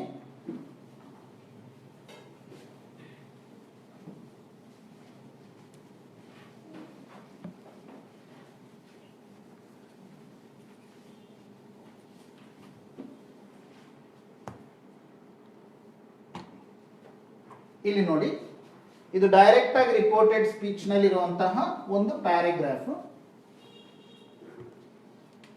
Don Gonzalo said that. ಇವಾಗ ನಿಮಗೆ ಒಂದೊಂದೇ ತೋರಿಸ್ತೀನಿ. ಆರೋಸ್ ಹಾಕ್ತೀನಿ ನೋಡಿ. ಐ ಇರೋದು ಹಿ, ಆಮ್ ಇರೋದು was. Fond of good verses, fond of good versus, ಏನು ಚೇಂಜ್ ಇಲ್ಲ. ಎಲ್ಲಿ ಏನು ಚೇಂಜ್ ಇಲ್ವೋ ಅದಕ್ಕೊಂದು ಬಾಕ್ಸ್ ಹಾಕ್ತಾ ಇದೆ. ಸೊ ಏನಪ್ಪ ರಿಪೋರ್ಟೆಡ್ ಸ್ಪೀಚ್ ಅಂದ್ಬಿಟ್ಟು ನೀವು ಗಾಬರಿ ಪಡೋದೇನಿಲ್ಲ. ಇದು ಬಹಳ ಸಿಂಪಲ್, ಬಹಳ ಈಸಿ ಇದು. ಓಕೆ, ಇಲ್ಲಿ ಬಾಕ್ಸ್ ನಲ್ಲಿ ಇರೋದು ನೋಡಿ, ಏನು ಚೇಂಜ್ ಇಲ್ಲ, ಆಸ್ ಇಟ್ ಈಸ್ ಇದೆ, ನೋ ಚೇಂಜ್ ಅಲ್ವಾ? ಎಷ್ಟು ಪದಗಳು ಚೇಂಜ್ ಆಗಿದೆ? ಎರಡೇ ಪದ. ಇಲ್ಲಿ ಐ ಆಮ್ ಇರೋದೇನಾಯ್ತು? He was. Fond of good verses fond of good verses. ಆಮೇಲೆ ಐ ಅಂತ ಇದೆ. ಐ ಇರೋದೇನಾಯ್ತು? ಹಿ. ಐ ಇರೋದೇನಾಯ್ತು? ಹಿ. ನಾನು ಅವಾಗ ಏನ್ ಹೇಳಿದೆ? First person changes to third person. I composed some in my youth ಅಂತ ಇದೆ. ಇಲ್ಲಿ ಸೆಡ್ ಹಾಕಿದ್ದಾರೆ. ನೀವು ಸೆಡ್ ಹಾಕದೇ ಇದ್ರೂ ಪರವಾಗಿಲ್ಲ. ಹಿ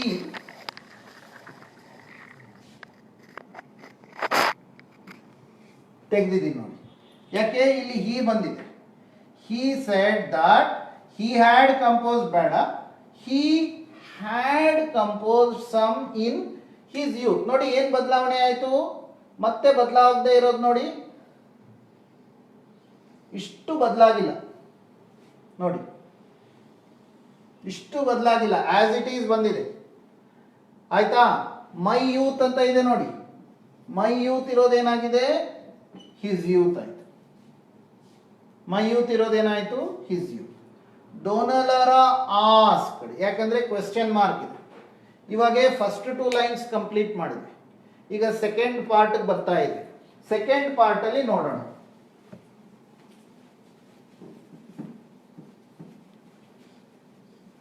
ಸೆಕೆಂಡ್ ಪಾರ್ಟ್ ಅಲ್ಲಿ ಅಬ್ಸರ್ವ್ ಮಾಡಿ. Dona Laura asked were they good ones, ಇಲ್ಲಿ ಪ್ರಶ್ನೆ ಬಂದಿದೆ. ಸೊ ಹಾಗಾಗಿ ಈ ಪ್ರಶ್ನೆಗೆ ಸಂಬಂಧಪಟ್ಟಂಗೆ ಆಸ್ಕ್ಡ್ ಅಂತ ಹಾಕಿದ್ದಾರೆ. ಡೋನಲರಾ ಆಸ್ಕ್ಡ್ ಏನಂತ ಕೇಳಿದ್ರು? ಆಸ್ಕ್ಡ್ ಆದ್ಮೇಲೆ ಡೋನಲರಾ ಆಸ್ಕ್ಡ್ ಯಾರನ್ನ ಕೇಳಿದ್ರು? ಗಾನ್ಸೆಲೋ ಕೇಳಿದ್ರು. ಇಫ್ ಅನ್ನೋದು ಸೇರಿಸ್ತಾ ಇದೆ. ನಿಮಗೆ ಆದ್ರೆ ಸೇರಿಸಿ ಇಫ್. ನೀವು ಆಸ್ ಇಟ್ ಈಸ್ ಇದನ್ನ ಬರೆದ್ರೆ ನಿಮ್ಗೆ 5 out of 5 ಬರುತ್ತೆ. ನಿಮಗೆ ಅವಾಗ ನೆನಪಿದ್ದು ನೀವು ಸೇರ್ಸೋಕ್ಕಾದ್ರೆ ಇಫ್ ನ ಸೇರಿಸಿ, ಇಲ್ಲಿದ್ರೆ ಇಲ್ಲ. ಇಫ್ ದೇ ಹ್ಯಾಡ್ ಬೀನ್, ಯಾಕೆ ಇಲ್ಲಿ ವರ್ ಇದೆ? Past simple changes to past perfect. ಭೂತಕಾಲದಲ್ಲಿರೋದು ಅದು ಪಾಸ್ಟ್ ಪರ್ಫೆಕ್ಟ್ ಚೇಂಜ್ ಆಗುತ್ತೆ. ವರ್ ಇರೋದೇನಾಯ್ತು, ಹ್ಯಾಡ್ ಬೀನ್. ಗುಡ್ ಒನ್ಸ್ ನೋಡಿ, good ones as it is ಬಂದಿದೆ, ನೋ ಚೇಂಜ್. ಸೊ ಎಲ್ಲೆಲ್ಲಿ ಬದಲಾಯಿಸ್ತಾ ಇದ್ದೀರಾ ನೀವು? ಸರ್ವನಾಮಗಳು, ಕ್ರಿಯಾಪದಗಳು ಬಿಟ್ಟು ಇನ್ ಯಾವುದನ್ನು ನೀವು ಬದಲಾಯಿಸ್ತಾ ಇಲ್ಲ. ನೆಕ್ಸ್ಟ್ ಅಲ್ಲಿಂದ ಮುಂದಕ್ಕೆ ಹೋಗೋಣ. Don Gonzalo asked. ಯಾಕೆ ಇಲ್ಲಿ why do you ask me such a question, ಪ್ರಶ್ನೆ ಬಂದಿದೆ. ಇಲ್ಲಿ ಪ್ರಶ್ನೆ ಬಂದಿದೆ ನೋಡಿ. ಮತ್ತೆ ಒಂದ್ಸಲ ನಿಮ್ಗೆ ಗೊತ್ತಾಗ್ಬಿಟ್ಟಿದೆ, ಪ್ರಶ್ನಾರ್ಥಕ ಚಿಹ್ನೆ ಇದ್ರೆ ಆಸ್ಕ್ಡ್ ಹಾಕ್ಬೇಕು ಅಂದ್ಬಿಟ್ಟು. ಸೇಮ್ ಥಿಂಗ್ ಇಲ್ಲಿ ಕೂಡ. ಸೊ ಡಾನ್ ಗಾನ್ಜೆಲೋ ಆಸ್ಕ್ಡ್ ಯಾರನ್ನ? ಡೊನಾಲೋರಾ. ಏನಂತ ಕೇಳಿದ್ರು? ನಿಮಗೆ ಸಿಂಪಲ್ ಬೇಕಾ ನೋಡಿ, ಡಾನ್ ಗಾನ್ಜೆಲೋ ಆಸ್ಕ್, ಇದು ತೆಗೆದ್ಬಿಡಿ, ಡೊನಾಲೋರಾ ವೈ, ಅಥವಾ ಇದೆಲ್ಲ ತೆಗೆದ್ಬಿಡಿ. Don Gonzalo ask why she asked him. ಇಲ್ಲೂ ಆಸ್ಕ್ಡ್ ಬಂದಿದೆ, ಇಲ್ಲೂ ಆಸ್ಕ್ಡ್ ಬಂದಿದೆ. ಇದು ರಿಪೋರ್ಟಿಂಗ್ ವರ್ಬ್. ಇದು ಸೆಂಟೆನ್ಸ್ ನಲ್ಲಿರೋದು, ಈ ಕ್ವೆಶ್ಚನ್ ಮಾರ್ಕಿನ ಬದಲಾಗಿ ಬಂದಿರೋದು. Why she had asked him, ಇಲ್ಲಿ ಯು ಇದೆ, ಯು ಇರೋದೇನಾಯ್ತು, ಹಿಮ್. ಸಚ್ ಎ ಕ್ವೆಶ್ಚನ್ ಬದಲಾಗಿಲ್ಲ, ಆಸ್ ಇಟ್ ಈಸ್. ನೋಡಿ ಎಲ್ಲೆಲ್ಲಿ ಕ್ವೆಶ್ಚನ್ಸ್ ಚೇಂಜ್ ಆಗಿಲ್ಲ ಅಲ್ಲೆಲ್ಲ ಬಾಕ್ಸಸ್ ಮಾಡ್ತಾ ಇದ್ದೀನಿ. Next Dona Laura told Gonzalo not to be angry. Dona Laura ಏನ್ ಮಾಡ್ತಾರೆ? ಸಿಟ್ ಮಾಡ್ಕೋಬೇಡಿ, ನಾನು ಸುಮ್ಮನೆ ಕೇಳಿದೆ. So Dona Laura told Gonzalo not to be angry. So Dona Laura told Gonzalo not to be angry. ಇಲ್ಲಿ ಡೋಂಟ್ ಅಂತ ಇದೆ. ಈ ಡೋಂಟ್ ನ ಎಷ್ಟೋ ಮಂದಿ ಡಿಡೆಂಟ್ ಅಂತ ಚೇಂಜ್ ಮಾಡ್ತಾರೆ, ಅದನ್ನ ಮಾಡಬೇಡಿ, ಆಯ್ತಾ? So don't be angry. ಇಷ್ಟು ನಿಮಗೆ ಮಾಡೋಕ್ಕಾದ್ರೆ, ಇಷ್ಟು ನಿಮಗೆ ಬದಲಾಯಿಸಕ್ಕಾದ್ರೆ, ಸರ್ವನಾಮಗಳನ್ನ ಆಮೇಲೆ ಇರುವಂತ ಕ್ರಿಯಾಪದಗಳನ್ನ ಇಷ್ಟು ನೀವು ಬದಲಾಯಿಸಕ್ಕಾದ್ರೆ, ನಿಮಗೆ ಖಂಡಿತವಾಗ್ಲೂ 5 ಬರದೇ ಇರ್ಬೋದು, ಆದ್ರೆ 3-4 ಮಾರ್ಕ್ ಅಂತೂ ಗ್ಯಾರಂಟಿ ಬರುತ್ತೆ. ನೀವು ರಿಪೋರ್ಟೆಡ್ ಸ್ಪೀಚಿನ ಪ್ರಶ್ನೆಗಳನ್ನ ಮಾಡೆಲ್ ಕ್ವೆಶ್ಚನ್ ಪೇಪರ್ಸು ಅಥವಾ ಯಾವುದನ್ನ ಒಂದು ಡೈಜೆಸ್ಟ್ ಗೈಡು ಯಾವುದನ್ನು ತಗೊಳ್ಳಿ, ಅಥವಾ ಕಾಲೇಜ್ನಲ್ಲಿ PU ಬೋರ್ಡಿಂದ, DDPU board, district PU board ಅವರು ಸಾಕಷ್ಟು ಮಾಡೆಲ್ ಕ್ವೆಶ್ಚನ್ ಪೇಪರ್ಸ್ನ ಬಿಡ್ತಾರೆ. ನೀವು ಸಂಬಂಧಪಟ್ಟ ಲೆಕ್ಚರರ್ಸ್ನ ಕೇಳಿಬಿಟ್ಟು ಈ ಸಲ ರೆಡ್ಯೂಸ್ಡ್ ಸಿಲೆಬಸ್ಗೆ ಸಂಬಂಧಪಟ್ಟಂಗೆ ಮಾಡೆಲ್ ಕ್ವೆಶ್ಚನ್ ಪೇಪರ್ಸ್ನ ತಗೊಂಡು ಆ ಪ್ರಶ್ನೆಗಳನ್ನ ಇದೇ ಥರ ನೀವು ಸಾಲ್ವ್ ಮಾಡಿದಾಗ ನಿಮಗೆ ಅಲ್ಲಿ ಗೊತ್ತಾಗುತ್ತೆ ಯಾವ ವಿಷಯಗಳ ಮೇಲೆ ನೀವು ಗಮನ ಕೊಡಬೇಕು ಅಂತ. ಇದೇನು ಭಾಳ ಕಾಂಪ್ಲಿಕೇಟೆಡ್ ಇಲ್ಲ. ನೀವು ಚೇಂಜ್ ಮಾಡಬೇಕಾಗಿರೋದು ಯಾವುದು? ಪ್ರೊನೌನ್,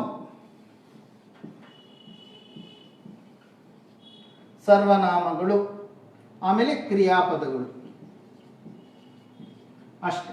ಇವೆರಡರ ಮೇಲೆ ನೀವು ಪ್ರಯತ್ನ ಮಾಡಿ, ಕ್ರಮೇಣವಾಗಿ ಬೇರೆಯವು ಕೂಡ ನಿಮಗೆ ಕ್ಲಿಯರ್ ಆಗುತ್ತೆ. ಓಕೆ. ಸೊ ಇಲ್ಲಿ ನಮಗೆ ಅಲ್ಲಿಗೆ ಎಷ್ಟು ಮಾರ್ಕ್ ಆಯ್ತು? ನಮಗೆ 3 ಮಾರ್ಕು ಪೊಯಿಟ್ರಿ ಪ್ಯಾಸೇಜ್ ಆಯಿತು, 3 ಮಾರ್ಕು ವರ್ಬ್ಸ್ ಆಯಿತು, 5 ಮಾರ್ಕು ರಿಪೋರ್ಟೆಡ್ ಸ್ಪೀಚ್ ಆಯಿತು, 11 ಮಾರ್ಕ್ ಆಯ್ತು. ಅವಾಗ 11 ಮಾರ್ಕ್ ನಾನು ಎಕ್ಸ್ಪ್ಲೈನ್ ಮಾಡ್ತಾ ಇದ್ದೀನಿ. ಸೊ ಇವಾಗ ನೆಕ್ಸ್ಟ್ ಪ್ರಶ್ನೆಗೆ ಹೋಗೋಣ. Question number 28. ಬಹಳ ಸಿಂಪಲ್ ಪ್ರಶ್ನೆ, ಇದನ್ನಂತೂ ನೀವು ಯಾವುದೇ ಕಾರಣಕ್ಕೆ ಬಿಡಲೇಬಾರದು. ಬಹಳ ಸಿಂಪಲ್ ಕ್ವೆಶ್ಚನ್. ಕ್ವೆಶ್ಚನ್ ನಂಬರ್ 28 ನೋಡಿ. ಇದು ರಿಪೋರ್ಟೆಡ್ ಸ್ಪೀಚ್ ಅಲ್ಲ. ಇದು ಇಲ್ಲೇನಿದೆ, ಕಂಪ್ಲೀಟ್ ದ ಫಾಲೋಯಿಂಗ್ ಡೈಲಾಗ್ ಅಂತ ಇದೆ. ನೀವು ನಿಮ್ಮ ಎಕ್ಸಾಮ್ ಪೇಪರಲ್ಲಿ ಈ ಥರ ಕ್ವೆಶ್ಚನ್ ಆನ್ಸರ್ ಶೀಟಲ್ಲಿ ಕ್ವೆಶ್ಚನ್ ನಂಬರ್ 28 ಅಂತ ಹಾಕಿ ಆಸ್ ಇಟ್ ಈಸ್ ಫಸ್ಟ್ ಬರೆದ್ಬಿಡಿ. ಇಲ್ಲಿ ನೋಡಿ, ಇಲ್ಲಿಂದ ಪ್ರಾರಂಭ ಆಗುತ್ತೆ. ಆಮೇಲೆ ನಿಮಗೆ ಇಲ್ಲಿ ಈ ಒಂದು ಸಂಭಾಷಣೆ, ಇದೊಂದು ಕಾನ್ವರ್ಸೇಷನ್, ಡೈಲಾಗ್, ಇಬ್ಬರ ನಡುವೆ ನಡೆಯುವಂತಹ ಚರ್ಚೆ, ಸಂಭಾಷಣೆ. ಆ ಸಂಭಾಷಣೆಗೆ ಒಂದು ಟಾಪಿಕ್ ಕೊಟ್ಟಿರ್ತಾರೆ. ಏನ್ ಟಾಪಿಕ್ ಅದು? Kumar meets Karan a computer technician. ಅಂದ್ರೆ ಕರಣ್ ಬಂದ್ಬಿಟ್ಟು computer technician, to get his computer repaired. His ಅವನ, ಯಾರು ಹಿಸ್ ಅಂದ್ರೆ ಕುಮಾರ್. ಸೊ ಕುಮಾರ್ದು ಕಂಪ್ಯೂಟರ್ ರಿಪೇರ್ ಮಾಡಿಸೋದಕ್ಕೆ ಅವರು ಕರಣ್ ಹತ್ರ ಬಂದಿದ್ದಾರೆ. ಆಯ್ತಾ? ಆಸ್ ಇಟ್ ಈಸ್ ಬರೀ, don't make any changes. Dash ಇರೋದು ಏನು ಮಾಡಬೇಕು ಅಂತ ನಾನು ತೋರಿಸ್ತೀನಿ. ನೀವೇನು ಮಾಡಿ, ಸ್ಟಾರ್ಟ್ ಮಾಡಬೇಕಾದ್ರೆ ಇಲ್ಲಿ first dialogue Kumar good morning sir ಅಂತ ಇದೆ. ನೀವು ಆಸ್ ಇಟ್ ಈಸ್ ಬರೀರಿ. ಇಲ್ಲಿ ಕುಮಾರ್ ಅಂತ ಇದೆ. Kumar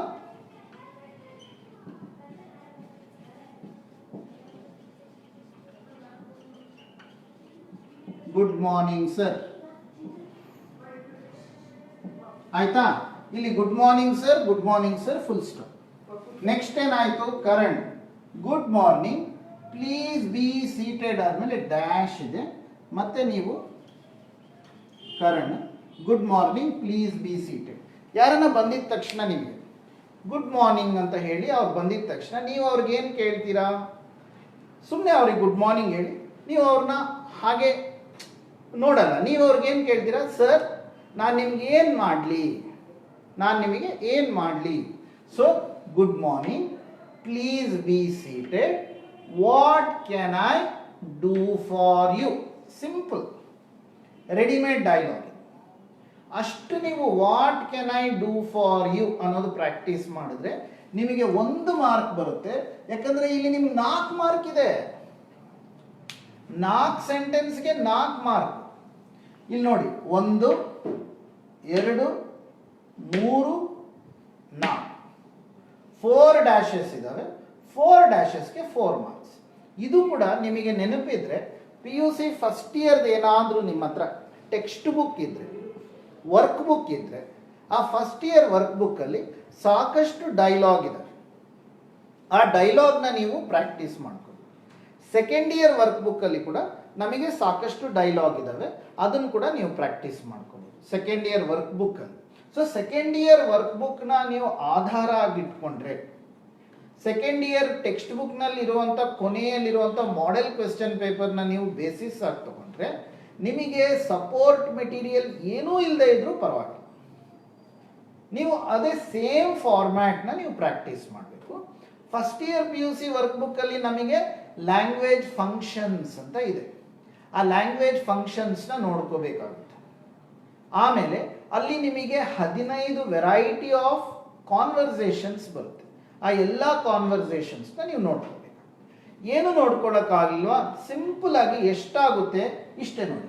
good morning please be seated, what can I, ನಾನು ನಿಮಗೆ ಏನು ಮಾಡಲಿ, ನೀವೇನು ಬಯಸ್ತೀರಾ ನನ್ನಿಂದ, what can I do for you ಅಂತ. ಇಲ್ಲಿ ಸೀಕಿಂಗ್ ಇನ್ಫಾರ್ಮೇಶನ್ ಅಂತ ಕೊಟ್ಟಿದ್ದಾರೆ ಮತ್ತೆ. ಆಯ್ತಾ? ಇಲ್ಲಿ ಸೀಕಿಂಗ್ ಇನ್ಫಾರ್ಮೇಶನ್ ಗೊತ್ತಾಯ್ತಾ? ಈ ಬ್ರಾಕೆಟ್ನಲ್ಲಿ ಸೀಕಿಂಗ್ ಇನ್ಫಾರ್ಮೇಶನ್, ನಾನು ನಿಮಗೆ ಏನು ಮಾಡಲಿ. ಇವ್ರೇನು ಹೇಳ್ತಾರೆ? Giving information. ಗೊತ್ತಾಯ್ತಾ? ಪ್ರಶ್ನೆನೂ ಇಲ್ಲೇ ಇದೆ, ಉತ್ತರನೂ ಇಲ್ಲೇ ಇದೆ. ಗಿವಿಂಗ್ ಇನ್ಫಾರ್ಮೇಶನ್, ಮೈ ಕಂಪ್ಯೂಟರ್ ಕೆಲಸ ಮಾಡ್ತಾ ಇಲ್ಲ, ಈಸ್ ನಾಟ್ ವರ್ಕಿಂಗ್ ಅಷ್ಟೇ ಹಾಕಿ. 3 ಪದಗಳು ಹಾಕಿ. My computer is not working ಅಷ್ಟೇ ಸಾಕು. ಇನ್ನು ನಿಮಗೆ ಮೈ ಕಂಪ್ಯೂಟರ್ ಇನ್ನೇನಾದರೂ ನೀವು ಹೇಳ್ತೀರಾ?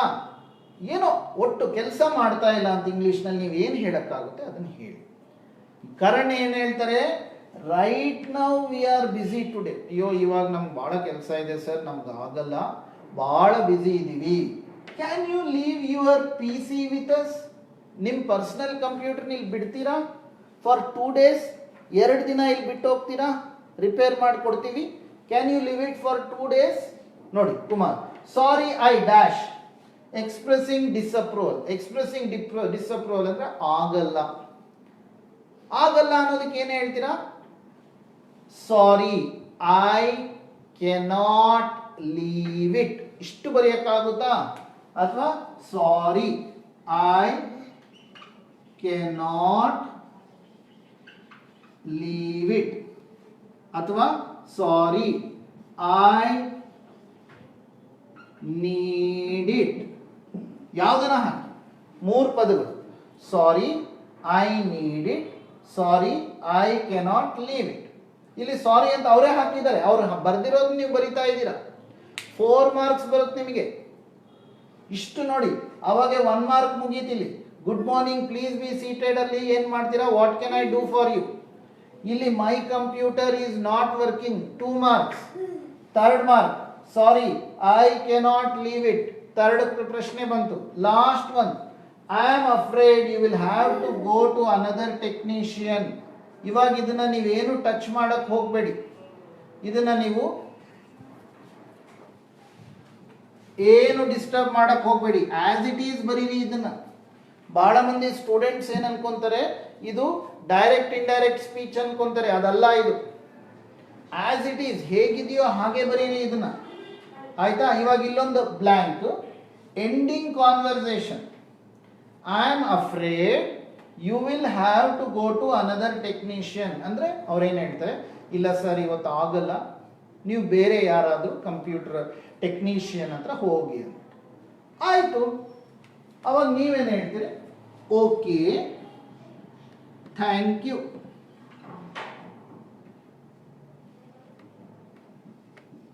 ಥ್ಯಾಂಕ್ ಯು, ಎಂಡಿಂಗ್ ಕಾನ್ವರ್ಸೇಷನ್ ಅಷ್ಟೇ, ಮುಗೀತು. ಸೊ 4 ಮಾರ್ಕ್ಸ್ 4 ಕೊಡದೇ ಇರ್ಬೋದು, ಮತ್ತೆ ಹೇಳ್ತಾ ಇದ್ದೀನಿ 4 ಕೊಡದೇ ಇರ್ಬೋದು, ಬಟ್ 3 ಮಾರ್ಕ್ಸ್ ಅಂತೂ ಗ್ಯಾರಂಟಿ ಕೊಡ್ತಾರೆ, ಆಯ್ತಾ.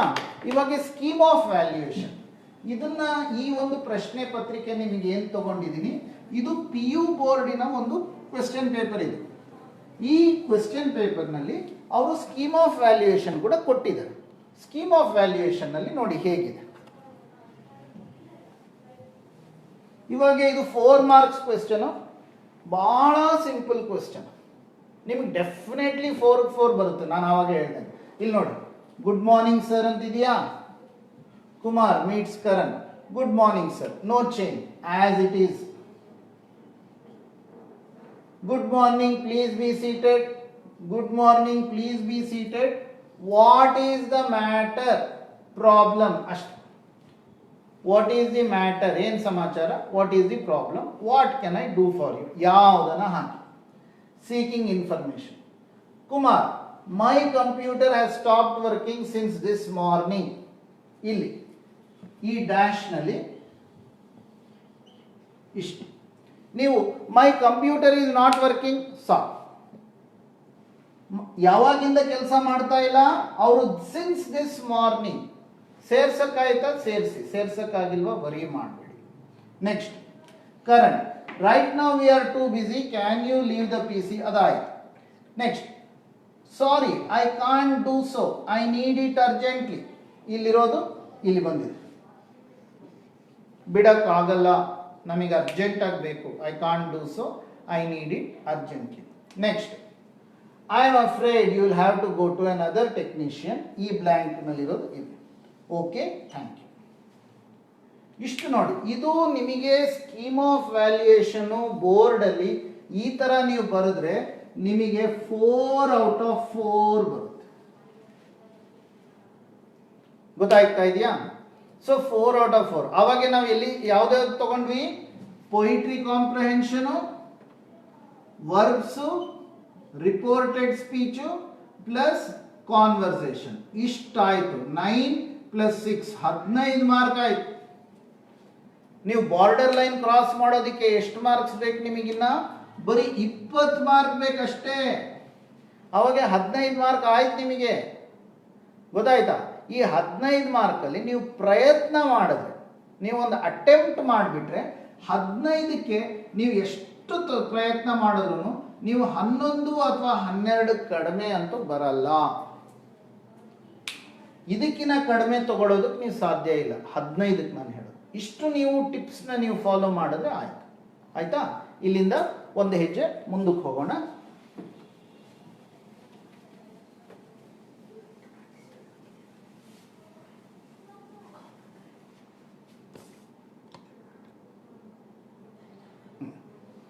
ಇದು ನಮಗೆ ನೋಟ್ ಮೇಕಿಂಗು. ಇದನ್ನೆಲ್ಲ ನೋಡಿ ಸಾಕಷ್ಟು ಮಂದಿ ವಿದ್ಯಾರ್ಥಿಗಳು ಹೆದರ್ಕೊಂತಾರೆ. ಸಾರ್ ಏನು ಸರ್ ಇದು, ಇಲ್ಲೇನೇನೋ ಡಯಾಗ್ರಾಮ್ ಎಲ್ಲ ಬಂದ್ಬಿಟ್ಟಿದೆ, ನಾವು ಕಾಮರ್ಸು ಆರ್ಟ್ಸ್ ಸ್ಟೂಡೆಂಟ್ಸು, ನಮಗೆ ಬಯಾಲಜಿ ಅಂದರೆ ಏನು ಗೊತ್ತಿಲ್ಲ, ಏನಿದು ಅಂತ ಹೆದರ್ಕೊಂತಾರೆ. ಆ ಥರದ್ದು ಏನೂ ಇಲ್ಲ. ಇಲ್ಲಿ ಕೂಡ ನಿಮಗೇನಿದೆ ನೋಡಿ, ಒಂದು ಬಾಕ್ಸ್ಗೆ ಅರ್ಧ ಮಾರ್ಕ್ ಇದೆ, ಒಟ್ಟಾರೆ ನಿಮಗೆ 4 ಮಾರ್ಕ್ ಬರುತ್ತದೆ. 4 ಮಾರ್ಕ್ಸ್. ಆ 4 ಮಾರ್ಕ್ಸ್ ಕೂಡ ಬಹಳ ಸಿಂಪಲ್. ನಿಮಗೆ ಇಲ್ಲೊಂದು ಪ್ಯಾಸೇಜ್ ಕೊಟ್ಟಿರ್ತಾರೆ. ಇದು ಕ್ವೆಶ್ಚನ್ ನಂಬರ್ 31 ಬಂದಿದ್ದೀನಿ ನಾನು. Question number 31. ಇಲ್ಲಿ ನಿಮಗೆ ಲೆಟರ್ ರೈಟಿಂಗು, ಆಮೇಲೆ ಸ್ಪೀಚು, ಆಮೇಲೆ data interpretation, bar chart, pie chart ಇದೆಲ್ಲ ಬರುತ್ತೆ. ಅದಕ್ಕೆ ಆಮೇಲೆ ಹೋಗ್ತೀನಿ. ಇವು ಸಿಂಪಲ್ ಕ್ವೆಶ್ಚನ್ಸ್. ಡೆಫಿನೆಟ್ಲಿ ನಿಮಗೆ 4 ಔಟ್ ಆಫ್ 4 ಬಂದ್ಬಿಡುತ್ತೆ, ಏನು ಡೌಟೇ ಇಲ್ಲ. ಇದೊಂದು ಪ್ಯಾಸೇಜ್ ಕೊಡ್ತಾರೆ. ಪ್ಯಾಸೇಜ್ ಆದಮೇಲೆ ಬಾಕ್ಸಸ್ ಇರುತ್ತೆ. ನೀವು ಇದ್ರ ಬಗ್ಗೆ ವರಿ ಮಾಡಬೇಡಿ ಸದ್ಯಕ್ಕೆ. ಎಕ್ಸಾಮ್ನಲ್ಲಿ ಇದನ್ನ ಹೇಗಿದೆಯೋ ಹಾಗೆ ಬರೀರಿ. ಆಕ್ಚುಲಿ ನೀವು ಈ ಪ್ರಶ್ನೆ ಏನಿದೆ ಕ್ವೆಶ್ಚನ್ ನಂಬರ್ 31 ನಿಮ್ಮ ಎಕ್ಸಾಮ್ನಲ್ಲಿ ಈ ತರ ಬರೆದ್ರೆ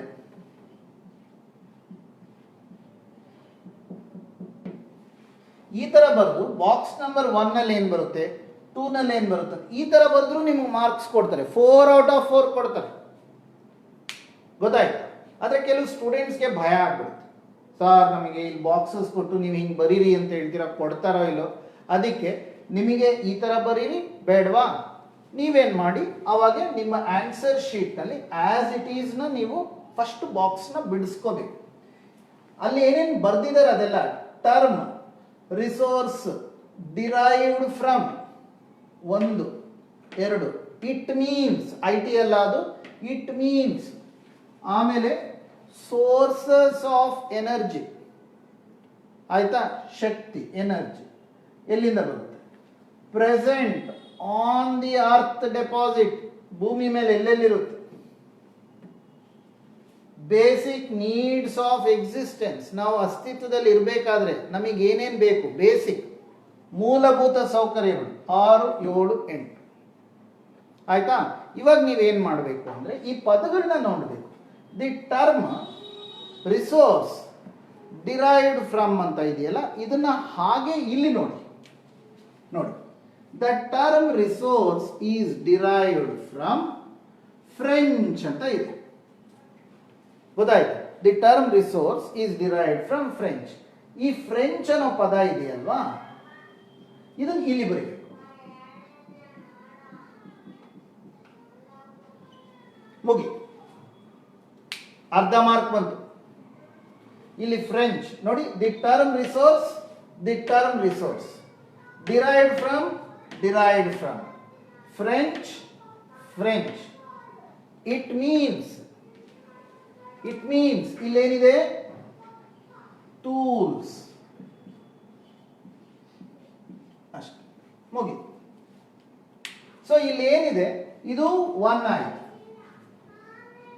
ಇದು 2 ಆಯ್ತು. Sources of energy present on the earth deposit. ಆಯ್ತಾ? ಏನೇನು ನೋಡಿ, natural resources are the raw materials and the sources of energy present on the earth. ಸಿಕ್ತಾ? Sources of energy present on the earth ಏನು? They include deposits of coal, crude oil and natural gas. ಗೊತ್ತಾಯ್ತಾ? So natural resources ಇಲ್ಲಿ ನೋಡಿ, sources of energy present on earth deposit. ನೀವು ಇಲ್ಲಿ ಸ್ವಲ್ಪ critical ಆಗಿ ನೋಡ್ಬಿಟ್ರೆ ಎಷ್ಟೋ ಪದಗಳಿರುತ್ತೆ, ಆ ಪದಗಳನ್ನೆಲ್ಲ ನೀವು ಬಿಟ್ಬಿಟ್ಟು ಈ 3 ಬಾಕ್ಸ್ ಅಲ್ಲಿ ಏನು ತುಂಬಬೇಕು ಅನ್ನೋ 3 ಪದಗಳನ್ನ ನೀವು ಐಡೆಂಟಿಫೈ ಮಾಡಿದ್ರೆ ಇಲ್ಲಿ ಒಂದು ನಮ್ಗೆ ಏನು ಸಿಗುತ್ತೆ, ಇಲ್ಲಿ ಡೆಪಾಸಿಟ್ಸ್ ಅನ್ನೋದು ಕನ್ಫ್ಯೂಸ್ ಆಗುತ್ತೆ. ಸೊ ಅದಕ್ಕೆ ಅದನ್ನು ಬರೆಯಕ್ಕೆ ಹೋಗಬೇಡಿ. ಇಲ್ಲಿ ಕೋಲ್, ಕಲ್ಲಿದ್ದಲು, ಕ್ರೂಡ್ ಆಯಿಲ್ ಅಂದ್ರೆ ಫ್ಯೂಯಲ್, ಪೆಟ್ರೋಲು, ಡೀಸೆಲ್ ಇದೆಲ್ಲ ಮುಂಚೆ ನಮಗೆ ಕ್ರೂಡ್ ಆಯಿಲ್ ಆಗಿ ಇರುತ್ತೆ. ಆಮೇಲೆ ನ್ಯಾಚುರಲ್ ಗ್ಯಾಸ್. ಸೊ 3 4 5 ಇಲ್ಲಿ ಬರಿಬೇಕು ನೀವು. ಕೋಲ್, ಕ್ರೂಡ್ ಆಯಿಲ್, ನ್ಯಾಚುರಲ್ ಗ್ಯಾಸ್. ಮುಗಿ. 1 2 3 4 5 2.5 ಮಾರ್ಕ್ ಬಂತು ನಿಮಗೆ.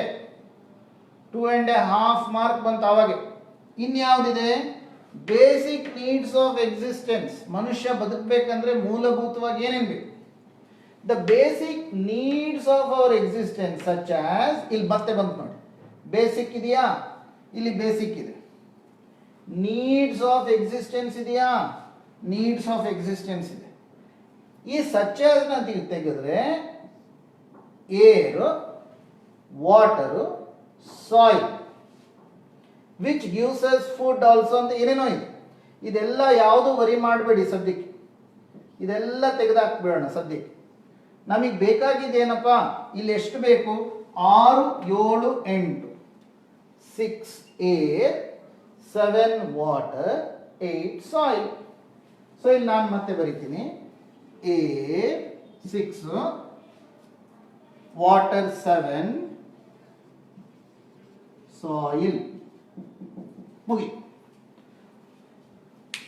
4 out of 4 ಬಂತು. ಸೊ ಇವಾಗ ನಮಗೆ ಏನು ಅರ್ಥ ಆಯಿತು? ಇದು this is for note making. ಈ ನೋಟ್ ಮೇಕಿಂಗ್ ಅಲ್ಲಿ ಅವ್ರು ಏನು ಕೇಳಿದ್ದಾರೆ? Read the following passage and make notes by drawing and filling the boxes given below. ಪ್ರಶ್ನೆ ಅವರೇ ಕೊಟ್ಟಿದ್ದಾರೆ, ಇದರಲ್ಲಿ ಉತ್ತರನೂ ಅವರೇ ಕೊಟ್ಟಿದ್ದಾರೆ.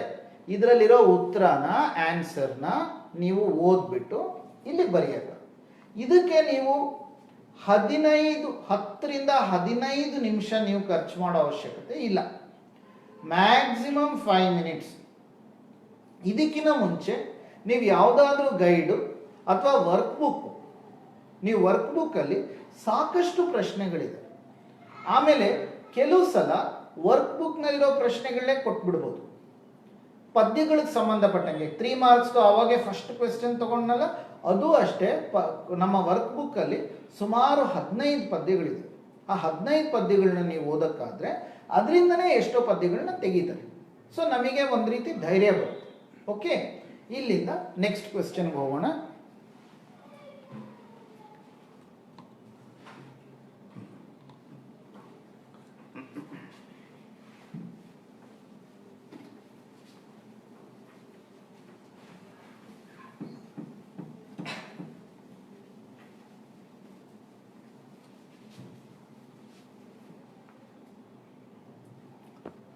ಇದು letter writing, question number 32.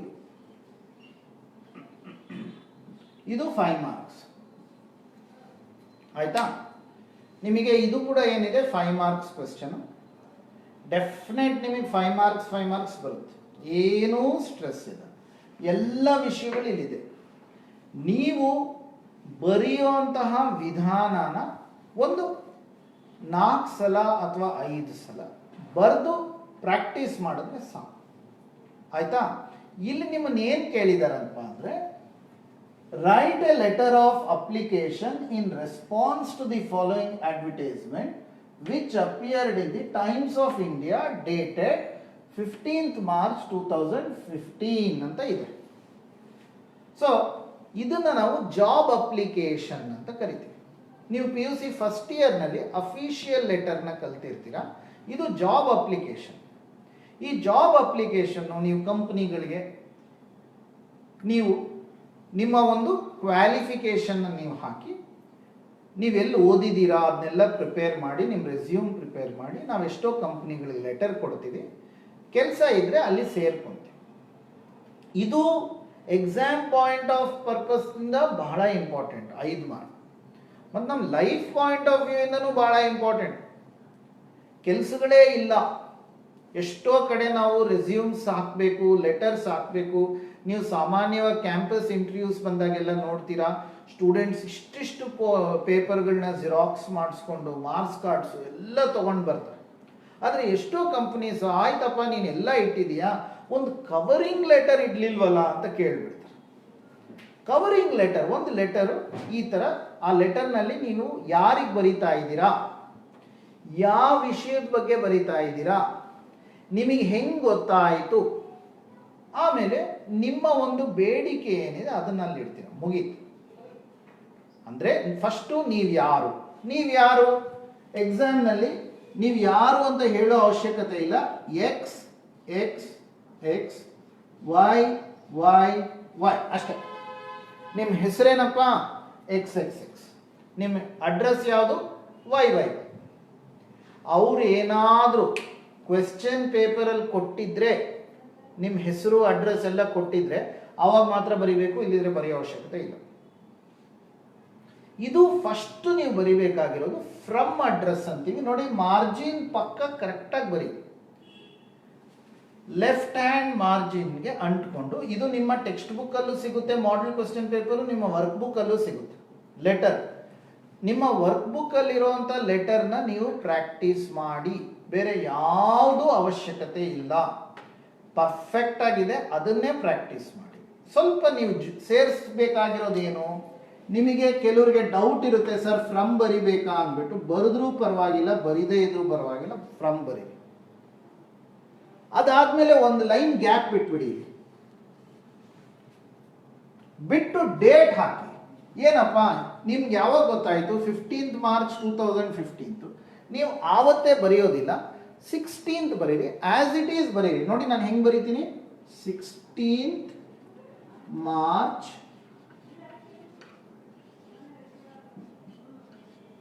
As it is ಬರ್ತಿದ್ದೀನಿ, ಮತ್ತೆ ಒಂದು ಲೈನ್ ಗ್ಯಾಪ್ ಬಿಡ್ತೀನಿ. ಇದು ಕೂಡ ಕಾರ್ನರ್. ಇವಾಗ ನೀವು ಟು ಅಡ್ರೆಸ್ ಗೆ, ಇದು ಇಂದ ಆಯಿತು, ಯಾರಿಂದ, ನಿಮ್ಮಿಂದ. ನೆಕ್ಸ್ಟ್ ಗೆ ಅಂದ್ರೆ ನೀವು ಯಾರಿಗೆ ಬರಿತಾ ಇದ್ದೀರಿ, ಅವಾಗ ನೀವೇನ್ ಮಾಡ್ತೀರಾ, ಟು ಅಂತ ಬರೀತೀರಾ, ಕಮ ಹಾಕ್ತೀರಾ. ಆಕ್ಚುಲಿ ಫ್ರಮ್ ಟು ಹಾಕದೇ ಇದ್ರೂ ತೊಂದರೆ ಇಲ್ಲ, ಬಟ್ ಹಾಕೋಣ. ಯಾರಿಗೆ ಬರಿಬೇಕು ಲೆಟರು, ಇಲ್ಲಿ ಕೊಟ್ಟಿದ್ದಾರೆ ನೋಡಿ. ವಾಂಟೆಡ್ ಯಾರು, receptionist. Qualification any graduate, degree ಆಗಿದ್ರೆ ಸಾಕು. With knowledge of computer and fluency in English and Hindi. Computer fluency ಇರಬೇಕು, ಆಂಗ್ಲ ಭಾಷಾ ಹಿಂದಿ ಭಾಷೆ ಬಗ್ಗೆ ಗೊತ್ತಿರಬೇಕು. Apply with in 10 days. ಯಾರಿಗೆ, ದ ಮ್ಯಾನೇಜಿಂಗ್ ಡೈರೆಕ್ಟರ್, ಮಂಗಳ group of companies, Nagadevanahalli ring road, Bangalore 31. ಈ ಅಡ್ರೆಸ್ನ ಆಸ್ ಇಟ್ ಈಸ್ ಇಲ್ಲಿಗೆ ತರಬೇಕು ನೀವು. ಅಲ್ಲಿಗೆ ಏನಾಯ್ತು, ಫ್ರಮ್ ಅಡ್ರೆಸ್ ಆಯಿತು, ಡೇಟ್ ಆಯಿತು, ಟು ಅಡ್ರೆಸ್ ಆಯಿತು, ಮುಗೀತು. ನೆಕ್ಸ್ಟ್ ನೀವು ಯಾವುದ್ರ ಬಗ್ಗೆ ಬರೀತೀರಾ, ಫಾರ್ಮ್ಯಾಟ್ನಲ್ಲಿ ನೀವು ತಗೊಂಡಾಗ, ನೀವು ಫಾರ್ಮ್ಯಾಟಿಗೆ ನೀವು ಹೋದರೆ ಆ ಫಾರ್ಮ್ಯಾಟ್ ಹೇಗಿರುತ್ತೆ ಅನ್ನೋದು ನಾನು ನಿಮಗೆ ತೋರಿಸ್ತೀನಿ. ಇಲ್ಲಿ ನಿಮಗೆ scheme of valuation, no marks to be awarded for mere format. ಸುಮ್ಮನೆ ನೀವು ಫಾರ್ಮ್ಯಾಟ್ ಬರೆದ್ರೆ ಮಾರ್ಕ್ಸ್ ಕೊಡಲ್ಲ. ಫಾರ್ಮ್ಯಾಟ್ ಪ್ರಕಾರ ಎಲ್ಲ ಕರೆಕ್ಟ್ ಆಗಿದ್ರೆ 2 ಮಾರ್ಕ್ ಕೊಟ್ಬಿಡ್ತಾರೆ. ಆಯ್ತಾ? Content, body of the letter, text 3 mark. Biodata can either B return separately R included in the body of the letter. So 2 + 3 ನಿಮಗೆ 5 ಮಾರ್ಕ್ಸ್ ಬಂದ್ಬಿಡುತ್ತೆ. ಗೊತ್ತಾಯ್ತಾ? ಫಾರ್ಮ್ಯಾಟ್ ಪ್ರಕಾರ. ಇವಾಗ ಏನದು ಫಾರ್ಮ್ಯಾಟು, ಫಾರ್ಮ್ಯಾಟ್ ಅಂದ್ರೆ ಏನು, ಆ ಒಂದು ಪ್ರಶ್ನೆಗೆ ವಿ ವಿಲ್ ಗೋ. ಫಾರ್ಮ್ಯಾಟ್ ಅಂದ್ರೆ ಏನು,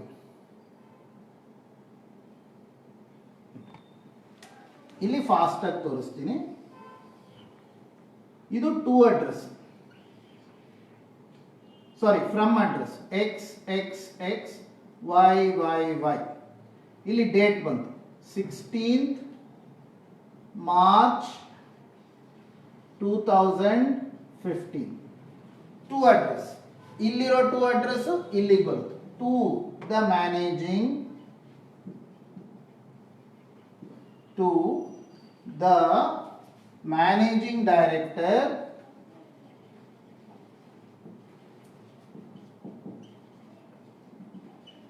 ಆಯ್ತಾ, Mangala group of companies, MGC ಅಂತ ಹಾಕ್ತೀನಿ ಅಷ್ಟೇ, ಎಕ್ಸಾಮ್ನಲ್ಲಿ ಹಂಗೆ ಮಾಡಬೇಡಿ.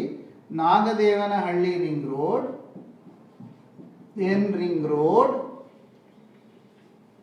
ಬ್ಯಾಂಗ್ಳೂರ್ 31.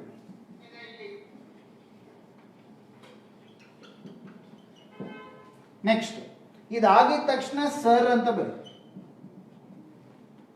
ಸರ್ ಅಂತ ಬರೆದ್ಮೇಲೆ ವಿಷಯ ಫಸ್ಟ್ ಬರೀರಿ. ವಿಷಯ, ಸಬ್ಜೆಕ್ಟ್.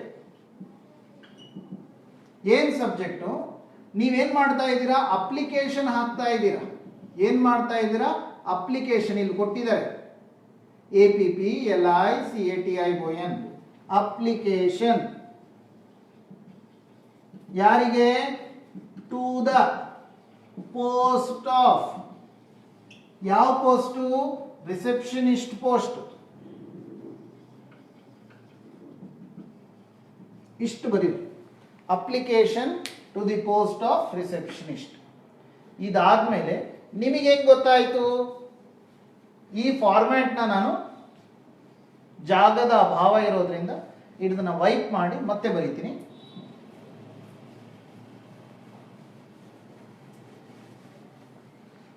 ಸಬ್ಜೆಕ್ಟ್ ಆದ್ಮೇಲೆ ಇಲ್ಲಿ ನೋಡಿ ಸರ್, ಸಬ್ಜೆಕ್ಟು, ರೆಫರೆನ್ಸ್. ನಿಮ್ಗೆ ಹೆಂಗ್ ಗೊತ್ತಾಯ್ತು? ಇಲ್ಲಿದೆ ನೋಡಿ, ಟೈಮ್ಸ್ ಆಫ್ ಇಂಡಿಯಾ ಅಡ್ವರ್ಟೈಸ್ಮೆಂಟ್. ನೀವೇನಂತ ಬರೀಬೇಕು? Your advertisement.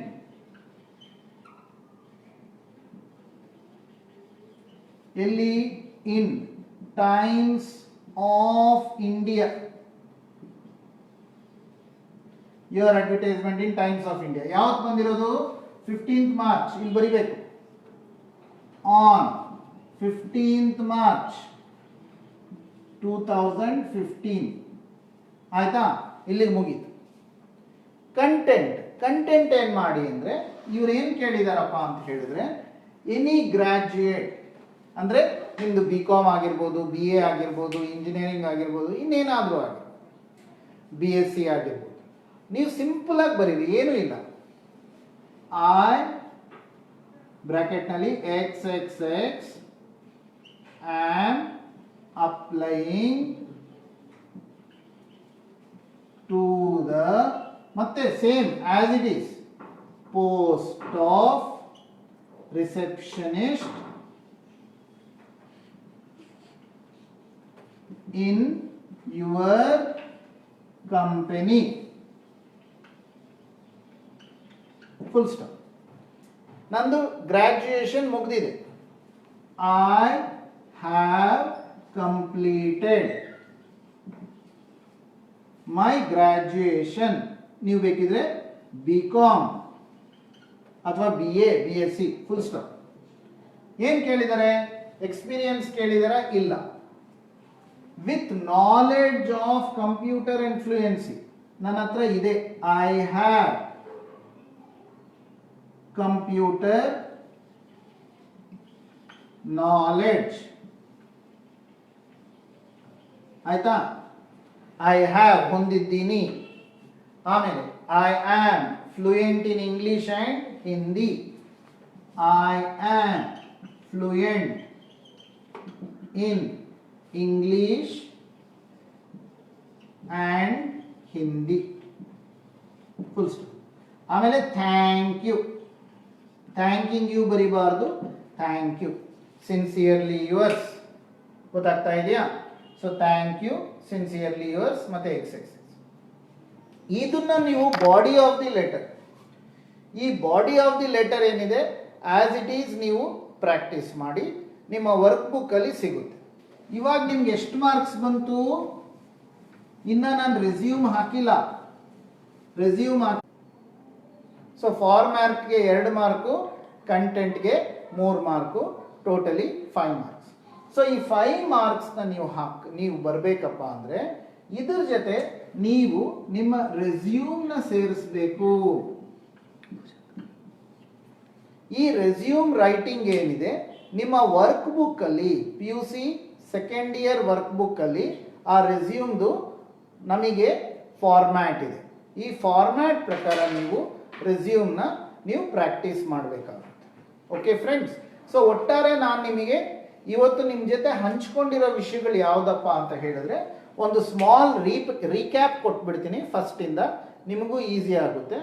ನಮಗೇನು ಗ್ರಾಮರ್ ಇದೆ, ಟೋಟಲಿ ಗ್ರಾಮರು ಅದರಲ್ಲಿ ಪ್ರೋಸ್ ಕಾಂಪ್ರಹೆನ್ಷನ್ 10 ಮಾರ್ಕ್ ಇದೆ. ಅದನ್ನು ನಾನು ಟಚ್ ಮಾಡಿಲ್ಲ.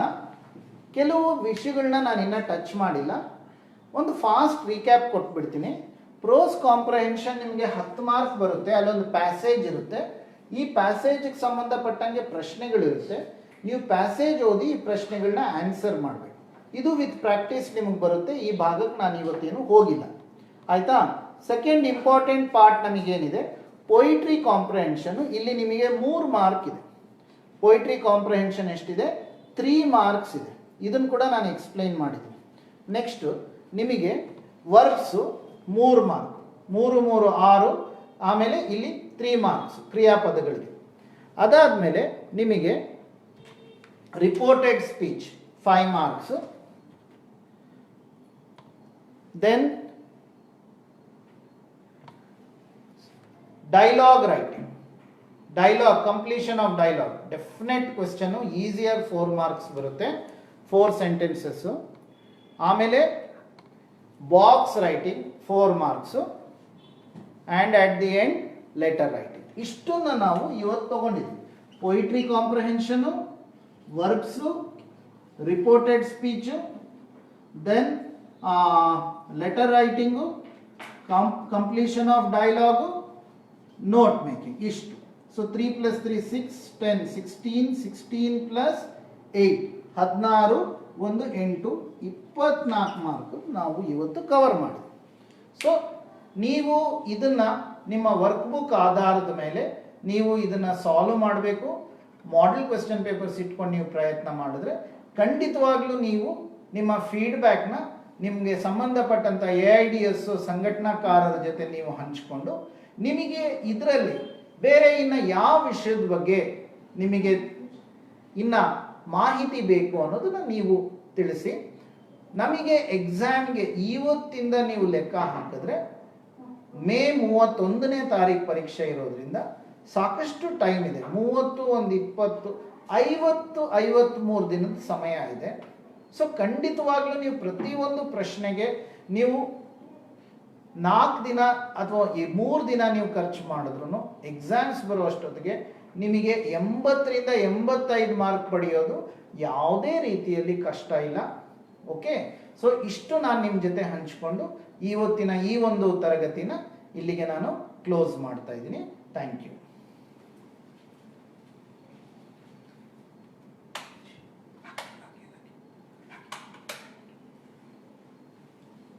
ಫ್ರೆಂಡ್ಸ್, ಇಷ್ಟೊತ್ತು ನಮಗೆ ಉಪನ್ಯಾಸ ಮಾಡಿರ್ತಕ್ಕಂಥ ಸುಬ್ರಾಜು ಸರ್ಗೆ ಧನ್ಯವಾದಗಳನ್ನ ತಿಳಿಸ್ತೀನಿ. ತುಂಬ ಎಲ್ಲ ಸ್ಟೂಡೆಂಟ್ಸ್ಗೂ ಅರ್ಥ ಆಗೋ ರೀತಿಯಲ್ಲಿ ಸರಳವಾಗಿ ಹೇಳ್ಕೊಟ್ರು. ತುಂಬ ಎಲ್ಲರಿಗೂ ಅರ್ಥ ಆಯಿತು ಅನ್ಕೋತೀನಿ. ಸೊ ಹಾಗೇನೆ ಇವತ್ತಿನ ಈ ಸೆಷನ್ನು ಇಲ್ಲಿಂದ ಸ್ಟಾರ್ಟ್ ಆಗುತ್ತೆ. ಇನ್ನು ಬೇರೆ ಬೇರೆ ಸಬ್ಜೆಕ್ಟ್ಸ್ಗಳು ಸಹ ಬೇರೆ ಬೇರೆ ಪ್ರೊಫೆಸರ್ಸ್ಗಳು ಲೆಕ್ಚರ್ಸ್ಗಳು ಕಂಡಕ್ಟ್ ಮಾಡ್ತಾರೆ. ಸೊ ದಯವಿಟ್ಟು AIDSO ಕರ್ನಾಟಕ ಸ್ಟೇಟ್ನ ಫಾಲೋ ಮಾಡಿ, ಪೇಜ್ನ ಫಾಲೋ ಮಾಡಿ, ಹಲವಾರು ಬೇರೆ ಬೇರೆ ಉಪನ್ಯಾಸಗಳನ್ನ ಸಹ ಗಮನಿಸಿ ಅಂತ ಹೇಳ್ತಾ, ಸೊ ಇಲ್ಲಿಗೆ ನಮ್ಮ ಈ ಒಂದು ಕಾರ್ಯಕ್ರಮನ ಮುಗಿಸ್ತಾ ಇದ್ದೀವಿ. ಇನ್ಕ್ಲಾಬ್ ಜಿಂದಾಬಾದ್, AIDSO ಜಿಂದಾಬಾದ್.